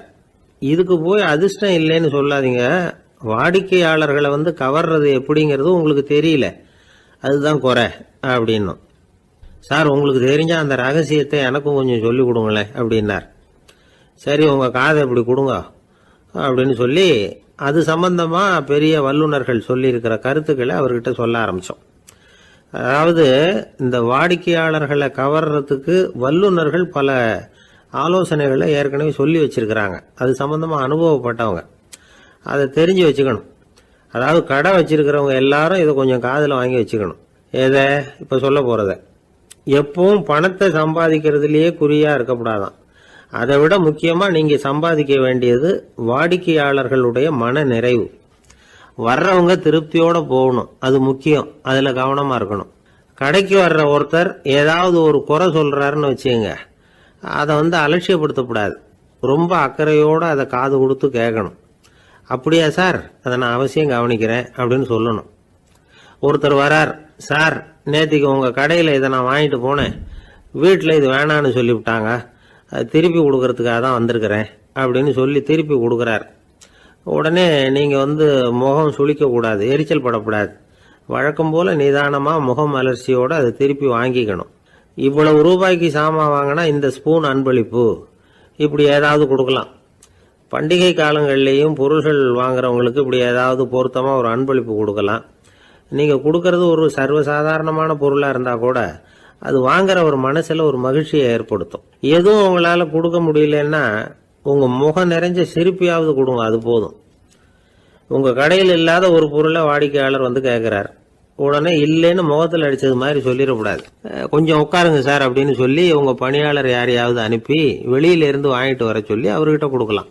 சில பேர் உங்க கடைக்கு வரும்பொழுது அவங்க வீட்டு குழந்தைகளையும் கூப்பிட்டுக்கிட்டு வர்றாங்கன்னு வைங்க. நீங்க என்ன செய்யணும்னா அந்த குழந்தைகளை முதல்ல கவனிக்கணும். அது கன்னத்தை கிள்ளணும், அதுகிட்ட விளையாடணும், அதுக்கு ஏதாவது மிட்டாய் பிஸ்கட் எதையாவது கொடுத்து அது கவனத்தை கவரணும். அதுக்கப்புறம் பெரியவங்களை கவனிக்கலாம். உங்க கடையில வேலை செய்யற பணியாளர்கள் சுத்தமா இருக்கணும். சிரிச்ச முகம், சுறுசுறுப்பு, இது ரெண்டும் அவங்களுக்கு தேவை. அழுது வடிஞ்சிக்கிட்டு இருக்கக்கூடாது. அப்புறம் இன்னொரு விஷயம், அதிகமா பொருள் வாங்குற ஒருத்தர்கிட்ட அதிக மரியாதையாகவும் குறைச்சலா பொருள் வாங்குறவர்கிட்ட வேற விதமாகவும் நடந்துக்க கூடாது. எல்லாருக்கிட்டையும் சமமா நடந்துக்கணும். 5 ரூபாய்க்கு வாங்கினாலும் சரி, 500 ரூபாய்க்கு வாங்கினாலும் சரி, அவங்க கிட்ட நீங்க காட்டுற மரியாதையில வித்தியாசம் இருக்கக்கூடாது.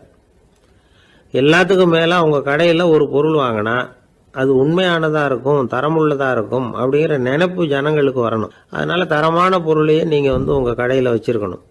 இது வரைக்கும் நான் சொன்னதையெல்லாம் கவனத்தில் வச்சுக்கிட்டு நீங்க கடையை ஆரம்பிச்சீங்கன்னா வியாபாரம் பிச்சுக்கிட்டு போகும். அப்படி போகலன்னா அதுக்கப்புறம் கேளுங்க. ஏன்னா இந்த யோசனைகள்லாம் அனுபவப்பட்டவங்க சொல்லியிருக்கிற யோசனைகள். இந்த யோசனைகள்ல நீங்க எச்சரிக்கையா இருக்க வேண்டிய ஒரு விஷயம் உண்டு. அது என்னங்கிறதையும் தெரிஞ்சு வச்சுக்கிறது நல்லது. என்னுடைய நண்பர் ஒருத்தர் வந்தார். சார், உங்க யோசனையை கேட்டதுனால நான் ஒரு அறை வாங்கினது தான் மிச்சம்னார். என்ன ஆச்சுன்னு கேட்டேன். எங்க கடைக்கு ஒரு பெரிய அம்மா குழந்தைய தூக்கிட்டு வந்தாங்க சார். உங்க யோசனைப்படி அந்த குழந்தையோட கன்னத்தை கிள்ளணும்னு முயற்சி பண்ணினேன். திடீர்னு அந்த நேரம் பார்த்து அந்த குழந்தை தலையை குனிஞ்சுக்கிட்டுது. என் கை குழந்தையோட கன்னத்துக்கு பதிலா அது தூக்கிட்டு வந்தவங்க கன்னத்தை கிள்ளிவிட்டுது. அதுதான் அப்படி ஆயிட்டுது அப்படின்னார் கன்னத்தை தடவிக்கிட்டே. ஒரு நாள் ஒரு நண்பரை சந்திச்சேன். உங்க வீடு எதுன்னு உங்களுக்கு தெரியுமா சார்ன்னு. அவர் என்ன ஒரு மாதிரியா பார்த்தார். அப்புறம் சொன்னார், தெரியும் அப்படின்னாரு. சரி, உங்க தொலைபேசி எண் உங்களுக்கு தெரியுமான்னு. அதுவும் தெரியும்னார். உங்க மனைவி மக்கள் யார் யாருன்னு உங்களுக்கு தெரியுமான்னு கேட்டேன். என்ன ஒரு மாதிரியா பார்த்தார். அப்புறம் சொன்னார், அதுவும் தெரியும் சார் அப்படின்னார். சரி, நீங்க யாருன்னு உங்களுக்கு தெரியுமான்னு கேட்டேன். இப்போதான் அவர் முழிக்க ஆரம்பிச்சார். அவர் மட்டும் அப்படி இல்லை, நாம எல்லாருமே அப்படிதான். எதிரில் நிற்கிறது யாருங்கிறது தெரியும், நாம யாருன்னு நமக்கு தெரியாது. உண்மையிலேயே நாம யார்? இந்த கேள்விக்கான பதில தான் வாழ்க்கை பூரா நாம தேடிட்டு இருக்கிறோம். புத்தர் என்ன சொல்றாரு தெரியுமா? நீங்க கடவுளை பத்தி கவலைப்பட தேவையில்லை, உங்களை பத்தின கவலை உங்களுக்கு இருந்தா போதும் அப்படிங்கிறார். நான் யார், எனக்கு ஏன் இந்த கவலை அப்படின்னு உங்களை நீங்களே கேட்டுக்குங்க அப்படிங்கிறார். நாம ஏன் கடவுளை படைச்சோம்? அது ஒரு நழுவல் முயற்சியாம். அதாவது தன்னிடமிருந்து தானே தப்பிக்கிற ஒரு முயற்சியாம். இப்படிதான் அதை சொல்றாங்க அறிஞர்கள்லாம். மக்கள் பொய்யான பிரச்சனைகள்ல ஆர்வமா இருக்கிறாங்க. அதுக்கு தீர்வு காணவும் முயற்சி பண்றாங்க. கடவுளை பத்தி விவாதிக்க எல்லாருக்கும் விருப்பம். தன்னுடைய சுயம் பற்றிய பிரஜையே இருக்கிறது இல்லை. ஆகக்கூடிய விஷயம் என்னன்னா, கடவுள் சமாளிப்புக்கு பயன்படுத்தப்படுகிறார். மனவியல் என்ன சொல்லுது தெரியுமா? கடவுள், சொர்க்கம், மறுபிறவி இதை பற்றிலாம் பேச ஆரம்பிக்கிறவங்க யார் தெரியுமா? போருக்கு போகிறவன், துன்பத்தில் சிக்கி கஷ்டப்படுறவன், நோய் படுக்கையில் விழுந்தவன், இவங்க தான். நாம் அனுபவத்திலே பார்க்குறோமே இதையெல்லாம். கடவுளை துணைக்கு கூப்பிடுறவங்க யாருன்னு கவனித்து பாருங்கள். பரீட்சை எழுத போகிறவன், வேலை தேடி அலையிறவன், பண நெருக்கடியில் இருக்கிறவன், விபத்தில் சிக்கிக்கிட்டவன், இவங்கெல்லாம் தான். தேர்வில் வெற்றி பெற்றதும் அவரை துணைக்கு கூப்பிடுறதில்ல, வேலை கிடைச்சதும் அவர் துணை தேவைப்படுறதில்ல. ஏன் இப்படி? கொஞ்சம் யோசனை பண்ணி பாருங்க. துன்பம் வருகிற போது அந்த துன்பத்தை தவிர்க்க வேண்டிய நிலையில அதிலிருந்து நழுவி போறதுக்காக பிரார்த்தனை தேவைப்படுது. எல்லாம் நல்லபடியாக நடக்கிறப்போ பிரார்த்தனை செய்யறதில்ல. புத்தருடைய வழி என்ன தெரியுமா? அந்த வழியில கடவுளும் கிடையாது, பிரார்த்தனையும் கிடையாது. புத்தர் செய்தது இதைத்தான். அதாவது கடவுள்கிட்ட இருந்து மனிதனையும், மனிதன் கிட்ட இருந்து கடவுளையும் அவர் விடுவித்தார். புத்த மதம் என்ன சொல்லுது தெரியுமா? கடவுள் பிரச்சனை அல்ல, மனிதன் தான் உண்மையான பிரச்சனை அப்படின்னு சொல்லுது. உங்களை நீங்க நல்லா தெரிஞ்சுக்கிட்டா போதும், நீங்களே கடவுள் ஆயிடுவீங்க அப்படிங்கிறது தான் புத்த மதம். அதனால நமக்கு தேவை உள்முக பயணம். நான் யார் அப்படிங்கிற கேள்வியோட உள்ள போகணும். அங்க போனாதான் தெரியும் நான் அப்படின்னு அங்க யாருமே இல்லைங்கிறது. இதெல்லாம் புத்தர் சொல்லுகிற ஒரு தத்துவம். தத்துவம்னு சொன்னாவே நமக்கெல்லாம் அதை புரிஞ்சுக்கிறது கஷ்டம்தான். நம்ம பொறுத்த வரைக்கும் தத்துவம்ங்கிறதுல 2 வகை உண்டு. ஒன்று தத்துவம், இன்னொன்று மகா தத்துவம். தத்துவம்னா என்ன தெரியுமா? கேட்குறவங்களுக்கு புரியப்படாது, அதுதான் தத்துவம். மகா தத்துவம் என்னன்னா சொல்றவங்களுக்கும் புரியப்படாது. அந்த வகையில் பார்த்தா இன்று ஒரு தகவலும் ஒரு மகா தத்துவம் தான். ஒரு காடு, நல்ல மரம்லாம் செழிச்சு இருந்தது. அப்படிப்பட்ட காட்டில் ஒரு சாது இருந்தார். அவர் எப்படின்னா எப்பவும் ஒரு மரத்தடியில் உட்காந்துருப்பார். ஏன்னா அவருடைய இருப்பிடமே அதுதான். அவர் என்ன பண்ணுவார், 3 கல் வச்சுருந்தார். செங்கல் மாதிரி இருக்கும், ஆனால் அதை விட கொஞ்சம் பெருசாக இருக்கும். எதுக்கு அந்த 3 கல்லுன்னா அதுதான் அவருடைய படுக்கை. அதாவது தூங்குறப்ப ஒரு கல்லை தலைக்கு கீழே வச்சுக்குவார், இன்னொரு கல்லை இடுப்புக்கு கீழே வச்சுக்குவார், இன்னொரு கல்லை காலுக்கு கீழே வச்சுக்குவார். உடம்பை வந்து அப்படியே ஒரு தகட்டால் மூடிக்குவார், அப்படியே தூங்கி போடுவார். மழை பெய்யுதுன்னு வச்சுங்க, அவர் உடம்பு வந்து 3 கல் மேலே இருக்குதா, அதனால் தண்ணி வந்து அடியில் ஓடி போடும், உடம்பு நனையாது. மேலே தகடு இருக்கிறதுனால மழையும் உடம்புல படாது. அவர் தூக்கமும் கிடாது, நிம்மதியாக தூங்குவார். பகலில் அந்த 3 கல்லையும் ஒரு சேர ஒரு அடுப்பு மாதிரி வச்சு அது மேலே உட்காந்துக்குவார். அதனால் பாம்பு பூச்சி எதுவும் அவரை வந்து தொந்தரவு பண்ணுறதில்ல, அது பாட்டுக்கு நடந்து போயிடும். அவர் பாட்டுக்கு நிம்மதியாக இருப்பார். யாராவது எதையாவது கொண்டுகிட்டு வந்து கொடுத்தா அதை வாங்கி சாப்பிடுவார், அவ்வளவுதான். ஒரு நாள் அந்த நாட்டு அரசன் காட்டுக்கு வேட்டையாட வந்தான். அந்த வழியாக வந்தப்போ இந்த சாது படுத்துருக்கிறத பார்த்தான், பரிதாபப்பட்டான். ஐயோ பாவம், இவர் இப்படி இந்த கல் மேலே உடம்ப வச்சுக்கிட்டு தூங்குறாரு, என்ன பாடுபடுவார். இவரை நாம் வந்து அரண்மனைக்கு அழைச்சிட்டு போய் சுகமாக நிம்மதியாக இருக்கிறதுக்கு வழி செஞ்சு கொடுப்போம், அது ரொம்ப நல்லாயிருக்கும் அப்படின்னு நினச்சான். அப்படி நினச்சிக்கிட்டே அரண்மனைக்கு வந்துட்டான். அதுக்கப்புறம் ஒரு பல்லக்கையும் 2 சேவகர்களையும் காட்டுக்கு அனுப்பி அந்த சாதுவை மெதுவாக இங்கே அழைச்சிட்டு வந்துடுங்க அப்படின்னு சொல்லி அனுப்பி வச்சான். இவங்க போய் அவர்கிட்ட விவரத்தை சொன்னாங்க. எனக்கு என்னத்துக்கு அரண்மனை வாசம் அப்படின்னார். இருந்தாலும் மன்னர் உத்தரவு, நீங்கள் அவசியம் வரணும் அப்படின்னாங்க இவங்க. சரின்னு சொல்லிவிட்டு வேறு வழி இல்லாமல் புறப்பட்டார். புறப்படும் பொழுது என்ன பண்ணாருன்னா, மறக்காமல் அந்த 3 கல் ஒரு தகடு அதையும் எடுத்து பல்லக்கில் வச்சுக்கிட்டார். என்னத்துக்கு இதையெல்லாம் எடுத்து வைக்கிறாரு அப்படின்னு சொல்லி அவங்க யோசனை பண்ணாங்க. இருந்தாலும் அதை பற்றி ஒன்றும் கேட்கல. பேசாமல் அவரை அழைச்சிட்டு போய் அரண்மனையில் விட்டுட்டாங்க. அரசன் ஓடி வந்தான், வரவேற்றான், அறுசுவை உணவு படைத்தான். அவர் படுக்கிறதுக்கு தங்க கட்டில், பட்டு மெத்தை, இப்படி எல்லாம் ஏற்பாடு பண்ணி வச்சான். இங்கே படுத்து ஓய்வு எடுத்துங்க அப்படின்னு சொல்லிவிட்டு அவன் பாட்டு போயிட்டான். மறுநாள் காலையில் வந்து பார்க்குறான், சாது படுத்துருக்கிறார். எப்படி தெரியுமா? அந்த பட்டு மெத்தை மேலே 3 கல்லையும் வச்சு வழக்கம் போலவே அது மேலே படுத்துருக்கிறார். அதுக்கு மேலே தகடு. அரசன் பார்த்துட்டு அதிர்ச்சி ஆயிட்டான். என்ன சுவாமி இப்படி அப்படின்னா, சாது சொன்னார், எனக்கு வந்து தேவையும் இல்லை குறையும் இல்லை, எல்லா இடத்துலையும் எனக்கு ஒரே மகிழ்ச்சி தான் அப்படின்னார். மகிழ்ச்சிங்கிறது தங்க கட்டிலேயோ பட்டு மெத்தையிலேயோ இல்லை, அது வந்து மனசில் இருக்கிற ஒரு விஷயம். உண்மையான மகிழ்ச்சிக்கு வழி வந்து மனப்பக்குவம் அப்படிங்கிறது அந்த அரசனுக்கு புரிஞ்சுதான். இந்த காலத்தில் ஒரு சாமியார், அவரை தேடி ஒரு சீடன் வந்தான். என்னாச்சு தெரியுமா? சுவாமி, எனக்கு நிம்மதி வேணும், அதுக்கு என்ன வழின்னு கேட்டான். சாமியார் நிமிர்ந்து பார்த்தார். அப்புறம் சொன்னார், நீ ஏகப்பட்ட பேர்கிட்ட கடன் வாங்கியிருக்கிற, அதையெல்லாம் திருப்பி கொடுத்தாதான் உனக்கு நிம்மதி கிடைக்கும்னார். இவனுக்கு ஆச்சரியம். அது எப்படி சாமி, அவ்வளவு கரெக்டாக நான் கடன் வாங்கினதை கண்டுபிடிச்சிங்க அப்படின்னா, உனக்கு கடன் கொடுத்து சாமியாராக போனதே நான் தான்ப்பா, அதனால தான் இந்த கதிக்கு வந்தேன். என்கிட்டயே வந்து நிம்மதிக்கு வழி கேட்குறியே, அதுதான்டா வேதனை அப்படின்னாராம் அவர்.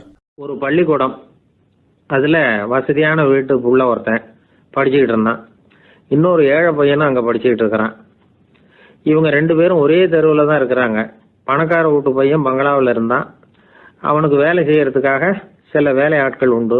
அதனால அவன் நல்லா சாப்பிடுவான், தூங்குவான், ஏதோ வரணுமேங்கிறதுக்காக பள்ளிக்கூடத்துக்கு வருவான், போவான், அவ்வளவுதான். இந்த ஏழை பையன் இருக்கானே, அவன் அப்படி இல்லை. காலையில் எழுந்திருப்பான், உடற்பயிற்சி பண்ணுவான், அவங்க வீட்டில் கிடைக்கிற சாதாரண உணவு அதை அளவோடு சாப்பிடுவான், வீட்டில் உள்ள வேலைகளையும் செய்வான், பள்ளிக்கும் தவறாமல் வந்துடுவான். அவனுக்கு கூட பிறந்த சகோதர சகோதரிகள் 8 பேர். எல்லாரும் தன்னம்பிக்கையோடு அவங்க வேலையை செஞ்சுக்கிட்டு இருந்தாங்க. இந்த பையன் எப்பவும் உண்மையை தான் பேசுவான், கடமையை ஒழுங்காக செய்வான். ஆசிரியர்களுக்கு இவனை ரொம்ப பிடிக்கும். அதனால் இவனை அந்த பள்ளிக்கூடத்து மாணவர் தலைவனாக ஆக்கியிருந்தாங்க. இது அந்த பெரிய இடத்து பையனுக்கு பிடிக்கல. மாணவர் தலைவனுக்கு பணிஞ்சு போகிறதுக்கும் அவனுக்கு விருப்பம் இல்லை. ஒரு நாள் வகுப்பில் ஆசிரியர் எல்லா மாணவர்களுக்கும் ஒரு வேலை கொடுத்தார். எல்லாரும் அதை சுறுசுறுப்பாக செஞ்சுக்கிட்டு இருக்கிறாங்க. இவன் மட்டும் சோம்பலாக உட்காந்துருக்கிறான். ஆசிரியர் அந்த பக்கமாக வந்தார், இதை பார்த்துட்டார். உடனே மாணவர் தலைவனாக இருக்கிற அந்த ஏழை பையனை கூப்பிட்டார். இந்த பாருப்பா, ஏன் அந்த பையன் இப்படி சும்மா உட்காந்துருக்கிறான், என்னன்னு விசாரிச்சு சொல்லு அப்படின்னு சொல்லிவிட்டு உள்ளே போயிட்டார். இவன் மெதுவாக போய் அவங்ககிட்ட விசாரிச்சான், ஏன் இப்படி சோர்ந்து போய் உட்காந்துருக்கிற அப்படின்னு. அவன் ரொம்ப அலட்சியமாக அவனை திரும்பி பார்க்குறான். என்னோட சிரமம் உனக்கு என்ன தெரியும், வீட்டில் என்னுடைய சௌகரியங்களை கவனிக்கிற வேலையாட்கள் 2 பேரும் இன்னைக்கு வேலைக்கு வரல, அதனால் என்னோட வேலையெல்லாம் நானே கவனிக்கிற மாதிரி ஆயிட்டுது, அதனால் சோர்ந்து போயிட்டேன் அப்படின்னு நான். அப்புறம் கேட்டிருக்கான், அது சரி, உன்னுடைய வீட்டில் உன்னுடைய வேலைக்காரங்க வராத போது நீ எப்படி சமாளிக்கிற அப்படின்னு கிண்டலாக கேட்டிருக்கான். அதாவது இவன் ஏழைங்கிறதையும் இவன் வீட்டில் வேலை செய்யறதுக்கு யாரும் இல்லைங்கிறதையும் இப்படி சொல்லி கிண்டல் பண்ணுறான். இந்த ஏழை பையனுக்கு இது புரிஞ்சுது, மனசு வேதனை போட்டுது. இருந்தாலும் வெளியில் காட்டிக்காமல் சிரிச்சுக்கிட்டே சொன்னானா, எனக்கு அந்த கவலையே கிடையாது, என்னுடைய உதவிக்கு நான் நினைச்ச உடனே என்னுடைய காரியத்தை செய்யறதுக்கு 8 பேர் எப்பவும் தயாராக இருப்பாங்க அப்படின்னு நான். இவன் இப்படி சொன்னதும் அவனுக்கு ஒரு மாதிரி ஆயிட்டு தான், தலையை குனிஞ்சுக்கிட்டே போயிட்டான். உள்ளே உட்காந்துருந்த ஆசிரியர் காதில் இது விழுந்தது. உடனே இந்த ஏழை பையனை உள்ளே கூப்பிட்டு போனாரு, கேட்டாரு, என்னப்பா அப்படி சொல்ற, இவன் பொய் சொல்ல மாட்டாங்கிறது அவருக்கு தெரியும், அவனை சமாளிக்கிறதுக்காக இப்படி ஒரு பொய்யை சொல்லியிருப்பாங்கிறதையும் அவரால் ஏற்றுக்க முடியல. ஏன்பா நீ நினைக்கிற காரியத்தை செய்ய 8 பேர் தயாராக இருக்கிறதா சொன்னிய, உன்னுடைய சகோதர சகோதரிகளை குறிப்பிட்டு அப்படி சொன்னியா அப்படின்னு கேட்டார். இல்லைங்க ஐயா, நான் அவங்கள குறிப்பிட்டு அப்படி சொல்லலைன்னா. அப்படின்னா பொய் சொன்னியா, இந்த சின்ன விஷயத்துக்கு அப்படி பொய் சொல்லலாமான்னார். ஐயா நான் பொய்யும் சொல்லலைன்னா. இவன் அப்படின்னா நீ சொன்னதுக்கு என்ன அர்த்தம்னார். இப்போ அந்த பையன் சொல்றான், ஐயா நான் நினைக்கிறத செய்து முடிக்க என் கூட இருக்கிற அந்த 8 பேர் யாருன்னா 2 காலு 2 கை வாய் மூக்கு கண்ணு காது ஆக மொத்தம் 8. இவங்க தான் அந்த வேலை ஆட்கள். நான் சொல்றதை செய்யறதுக்கு, நான் சொல்றதை கேட்கறதுக்கும் செய்யறதுக்கும் அவங்க எப்பவும் தயாரா இருக்காங்க. அந்த அளவுக்கு என்னுடைய பயிற்சிகள் பழக்க வழக்கங்கள் மூலமா அவங்கள நல்ல நிலைமையில வச்சிருக்கிறேன் அப்படின்னா. இந்த கதையை சுவாமி சின்மயானந்தர் சொல்றது வழக்கம். இயற்கை நமக்கு கொடுத்திருக்கிற வேலையாட்கள் இந்த 8, இவங்களை நல்ல முறையில வச்சிருந்து வேலை வாங்க வேண்டியது நம்முடைய கடமை. அந்த கடமையை ஒழுங்கா செஞ்சுக்கிட்டு வந்தா வாழ்க்கையில வெற்றி நிச்சயம், இல்லைன்னா குழப்பம்தான். புத்தி சரியா இல்லைன்னா இந்த வேலையாட்கள் நாம சொல்றதை கேட்க மாட்டாங்க. ஒருத்தன் குடி போதையில தள்ளாடி தள்ளாடி போய் ஒரு மரத்துல முட்டிக்கிட்டானான். தலையில கட்டு போட்டுக்கிட்டு மறுநாள் வந்திருக்கான். ஏன்டா இப்படி பண்றேன்னு கேட்டிருக்காங்க. நான் ஒதுங்கி போன்னு தான் சொன்னேன், அது கேட்கல அப்படின்றான். எது கேட்கல, உன்னோட காலா அப்படின்னு கேட்டிருக்காங்க. இல்லைங்க அந்த மரம் அப்படின்னு. நான் எப்படின்னா, ஒரு 600 வருஷத்துக்கு முன்னாடி மனுஷனுக்கு இருந்த நெருக்கடி இருக்கு பாருங்க. ஒரு 600 வருஷத்துக்கு முன்னாடி மனுஷனுக்கு எவ்வளவு நெருக்கடி இருந்ததோ அது போல் 40 பங்கு இப்போ அதிகமாயிட்டு தான் கண்டுபிடிச்சி சொல்லியிருக்கிறாங்க. அவ்வளவு நெருக்கடிக்கு மத்தியில் நாம் வாழ்ந்துக்கிட்டு இருக்கிறோம். ஒரு 600 வருஷத்துக்கு முன்னாடி என் தலையில் 1 கிலோ வச்சுக்கிட்டு நின்னேன்னு வைங்க, இப்போ 40 கிலோ வச்சுக்கிட்டு நிற்கிறேன். அப்படி ஒவ்வொரு மனுஷனுக்கும் வாழ்க்கையில் நெருக்கடி அதிகமாக போச்சு. இப்போ இந்த நெருக்கடியில் முன்னாடிலாம் யாரோ ஒருத்தர் தான் தியானம் பண்ணுவாங்க. தியானம்னா ஒருத்தர் 2 பேர் காட்டுக்கு போய் தியானம் பண்ணிகிட்டு இருப்பாங்க 600 வருஷத்துக்கு முன்னாடி. இப்போ வீட்டுக்கு வீடு தியானம் நடக்குது. ஏன்னா அந்தளவுக்கு வாழ்க்கையில் ஒரு நிம்மதி வேணும் அப்படின்னு சொல்லி பண்ணிட்டாங்க. அதுக்கு தான் இயற்கை கொடுத்துருக்கிற ஒரு இயற்கையான வைத்தியம்தான் சிரிப்புங்கிறது. இதை பற்றி பெரியவங்கள்லாம் இப்போ ஆராய்ச்சி பண்ணிகிட்டு இருக்கிறாங்க. சிரிப்புங்கிறது நாம் பிறந்து ஒரு 6 மாதத்தில் தான் முதல் தடவையாக விவரமாக சிரிக்க ஆரம்பிக்கிறோமா. நாம் பிறந்து 6 மாதத்துக்கு, அதாவது முதல் தடவை சிரிக்க ஆரம்பிக்கிறது ஒரு 6ஆவது வாரம், 1.5 மாதத்தில் தான் குழந்தை வந்து விவரமாக சிரிக்க ஆரம்பிக்குது. அப்புறம் அப்படியே சிரிக்க ஆரம்பிக்கிறோமா. அதையெல்லாம் இப்போ கணக்கு எடுத்துருக்குறாங்க. ஒரு குழந்தை ஒரு நாளைக்கு 200 தடவை சிரிக்குதான் ஒரு குழந்தை. பெரியவங்கள்லாம் 15 தடவை சிரிக்கிறாங்களாம். 200 தடவை சிரிச்சுக்கிட்டு இருந்த நாம் அப்படியே குறைஞ்சி 15 ஆகிட்டு. அதனால தான் இருதய நோயெல்லாம் வருது, ஹார்ட் அட்டாக்லாம் வருதுன்னு கண்டுபிடிச்சிருக்கிறாங்க. 200 சிரிப்புக்கு வந்து அது வந்து இயல்புத்தன்மை, மனுஷனுடைய இயல்புத்தன்மை சிரிக்கிறது. அதுக்கு ஜோக்கே தேவைப்படாது. ஆனால் இப்போ காலங்காலமாக நாம் என்ன போதிக்கப்பட்டு வந்திருக்கிறோம்னா, சிரிப்புங்கிறது ஒரு பாவமான செயல்.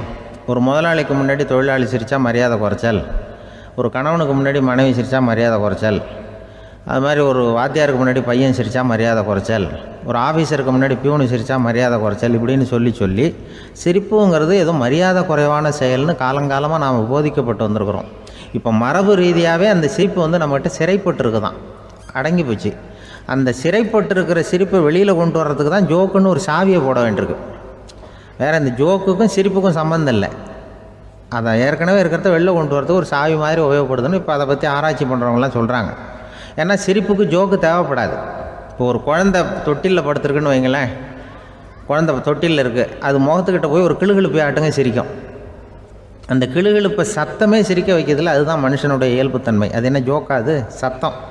ஒரு கிளுகிழுப்பையை கொண்டு போய் குழந்தை முகத்துக்கிட்ட ஆட்டினா சிரிக்குதே, அதுதான் இயல்புத்தன்மை. அதே கிளுகிழுப்பையை ஒரு தாத்தா மூஞ்சிக்கிட்ட ஆட்டுங்க, கோவம் வந்துடும், அடிக்க வருவார். என்னடா விளையாட்டு இது அப்படிம்பார். ஏன்னா அவர் சிரிச்சுக்கிட்டு இருந்தவர், அப்படி இருந்தவர் ஒரு காலத்தில். ஒரு கிளுகிழுப்பைக்கு சிரித்தவர் ஒரு காலத்தில் இப்போ கோவப்படுறாருன்னா அந்த அளவுக்கு நம்ம மாறி போயிட்டே வந்துக்கிட்டு இருக்கிறோம். அதனால் அந்த இயல்புத்தன்மை மாறாமல் இருக்கணுங்கிறது ரொம்ப முக்கியம். அதுக்காக எல்லோரையும் குழந்தையாக்க முடியாது. மனுஷன் எல்லோரும் இனிமேல் வயசுங்கிறது கூட ஆகிட்டே தான் இருக்கும். அதுக்காக குறைச்சிக்கிட்டே போக முடியாது. அதுக்கு யாராவது மருந்து கண்டுபிடிச்சாதான் உண்டு. ஆனால் ஒருத்தர் மருந்து கண்டுபிடிச்சாராம், சொல்லுவாங்க. ஒரு டாக்டர் ஒரு மாத்திரை கண்டுபிடிச்சாராம். ஒரு மாத்திரை சாப்பிட்டா ஒரு வயசு குறையும், ஒரு மாத்திரை சாப்பிட்டா ஒரு வயசு குறையும் அப்படின்னு ஒரு மாத்திரையை கண்டுபிடிச்சிருக்காரு. ஒரு பாட்டி அம்மா, 90 வயசு பாட்டி, அது போயிருக்கு. அதே டாக்டர்கிட்ட போய், ஐயா எனக்கு ஒரு பாட்டில் மாத்திரை கொடுங்க, இந்த வயசு குறையிற மாத்திரை அப்படின்றது. அவர் ஒரு பாட்டில் கொடுத்தார் மாத்திரை. பாரும்மா பாட்டியம்மா, ஒரு மாத்திரை சாப்பிட்டா ஒரு வயசு குறையும், எடுத்துகிட்டு போகணும்னு கொடுத்துருக்காரு டாக்டர். இந்த 90 வயசு பாட்டி எடுத்துகிட்டு வீட்டுக்கு வந்துட்டு மறுநாள் அதே டாக்டர்கிட்ட போயிருக்கு. 30 வயசு பொண்ணாக போச்சான். 30 வயசு பொண்ணாக மாறி அதே டாக்டர்கிட்ட போயிருக்கு. இடுப்பில் ஒரு கை குழந்தை, அது சட்டை கிட்ட போடாமல் கட்டவரில் வாயில் வச்சுட்டு உட்காந்துருக்கு. நேராக டாக்டர்கிட்ட போய், டாக்டர் நேற்று வந்தேன், ஏதோ ஒரு மாத்திரை சாப்பிட்டா ஒரு வயசு குறையுன்னீங்க, நான் ஏதோ ஒரு ஆர்வத்தில் ஒரு 30-40 மாத்திரை சாப்பிட்டேன், இப்படி ஆகிட்டேன் அப்படின்னு. இப்போ டாக்டர் சொல்லியிருக்காரு, இதுக்கு ஏமா வருத்தப்படுற, எல்லோரும் வயசு குறையணும்னு தான் நினைக்கிறாங்க, உனக்கு வயசு குறைஞ்சிட்டுது, நீ சந்தோஷப்படு, இதுக்கே மறுபடியும் என்னிட்ட வந்திருக்கிற அப்படின்னாரான் டாக்டர். அப்போ அந்த அம்மா சொல்லித்தேன், அதை என்னை பற்றி பரவாயில்ல டாக்டர், என் இடுப்பில் பாருங்கள் கை குழந்தை, இது சட்டை கிட்ட போடாமல் உட்காந்துருக்கு, கட்டவரில் வேலை வச்சுட்டு உட்காந்துருக்கு, இது ரொம்ப ஆர்வத்தில் ஒரு 70 மாத்திரையை சாப்பிட்டு விட்டுது, இது என் வீட்டுக்காரரு. இவர் இடுப்பு விட்டு கீழே இறங்க மாட்டேங்கிறாரு. நான் எதையாவது கொடுத்து இனிமேதான் வயசை கூட்டி இறக்கி விடுவேன் டாக்டர் அப்படின்னு தான். அவர் ஏதோ நமக்கும் இதுக்கும் சம்மந்தம் இல்லைங்கிறது மாதிரி கட்டாரில் வச்சுட்டு அவர் பாட்டு உட்காந்துருக்கார். ஏதோ நமக்கு இந்த உலகமே இல்லை, நமக்கு சம்மந்தம் இல்லைங்கிற மாதிரி உட்காந்துருக்கார். இப்படியே நான் தூக்கிட்டு எங்கே அலையிறது இது அப்படின்னு தான். அதனால் வயசை குறைக்கிறது இயற்கைக்கு விரோதமாக நாம் பண்ண முடியாது. ஆனால் இந்த இயல்புத்தன்மை மாறாமல் வச்சுக்கலாம். குழந்தை மாதிரி மாற முடியாதே தவிர அந்த குழந்தை தன்மையோடு வாழறதுக்கு கற்றுக்கணும். அதுதான் வாழ்க்கையில் இன்பமாக வாழறதுக்கு வழி. குழந்தைத்தனமாக இருக்கக்கூடாது, குழந்தை தன்மையோடு இருக்கணும்னு சொல்லுவாங்க. குழந்தை தன்மைங்கிறது வேறு, குழந்தைத்தனம்ங்கிறது வேறு. அப்படி ஒரு மாத்திரை கண்டுபிடிச்சிட்டா இப்போ யாராவது ஒருத்தவங்க இடுப்பில் குழந்தைய தூக்கிட்டு போனால் போய் கேட்கணும், ஏம்மா இது ஏன் வீட்டுக்காரரா உன் குழந்தையா அப்படின்னு கேட்டு அதுக்கப்புறம் அவருக்கு வணக்கம் சொல்லணும். இப்படிலாம் ஆகிடும் நிலைமை. இயற்கையை நம்ம மாற்ற முடியாது, அதுக்கு தகுந்தாப்புல தான் நாம் பண்ணணும். குழந்தை தன்மையோடு வாழறதுக்கு குடும்பத்தில் குழந்தை தன்மைங்கிறது எப்படின்னா, இப்போ ஒரு சில பேருக்கு அந்த குழந்தைத்தன்மை உண்டு. ஒரு வீட்டில் ஒரு புள்ள படுத்துருக்கு, அம்மா எழுப்புறாங்க, காலேஜுக்கு நேரமாச்சு எழுந்திரிப்பா, காலேஜுக்கு நேரமாச்சு எழுந்திரிப்பா அப்படின்ட்டு. அந்த அம்மா அந்த புள்ள சொல்லியிருக்கு, ஐயோ எனக்கு காலேஜுக்கு போகிறதுக்கே பிடிக்கலம்மா, என்னை தொந்தரவு பண்ணாத, காலேஜுக்கு போகிறதுக்கு எனக்கு பிடிக்கல அப்படின்னு தான். அப்போ அந்த அம்மா சொல்லியிருக்கு, ஏன் உனக்கு காலேஜுக்கு போகிறதுக்கு பிடிக்கல, கல்லூரிக்கு போகிறதுக்கு, அதுக்கு 2 காரணம் சொல்லு அப்படின்னு இருக்கா. அப்போ அந்த புள்ள சொல்லிச்சான், ஏன் பிடிக்கலன்னா, கல்லூரியில் இருக்கிற வாத்தியாருக்கும் என்னை பிடிக்க மாட்டேங்குது, ஆசிரியர்களுக்கும். 2வது காரணம், கல்லூரியில் படிக்கிற மாணவர்களுக்கும் என்னை பிடிக்கல, அதனால் நான் காலேஜுக்கு போக மாட்டேன்ற குழந்தை இந்த புள்ள சொல்லியிருக்கு. அம்மா அப்படிலாம் நீ இதுக்காக போகாமல் இருக்கக்கூடாது, நீ போய் தான் ஆகணும் அப்படின்னு பிடிவாதமாக அந்த அம்மா பிள்ளைய எழுப்புனாங்களாம். சரி நான் எதுக்கு காலேஜ் போகணும்னு சொல்கிறேன், அதுக்கு நீ 2 காரணம் சொல்லு அப்படின்னு தான் அந்த புள்ள. அப்போ அந்த அம்மா சொன்னாங்களாம், நீ ஏன் காலேஜுக்கு போகணும்னா, முதல் காரணம் உனக்கு வயசு 52, 2வது காரணம் நீ தான் பிரின்சிபால் அப்படின்னு தான். என்ன இருந்தாலும் அவங்க அம்மாவுக்கு அது புள்ள தானே, அதுதான் குழந்தைத்தன்மைங்கிறது.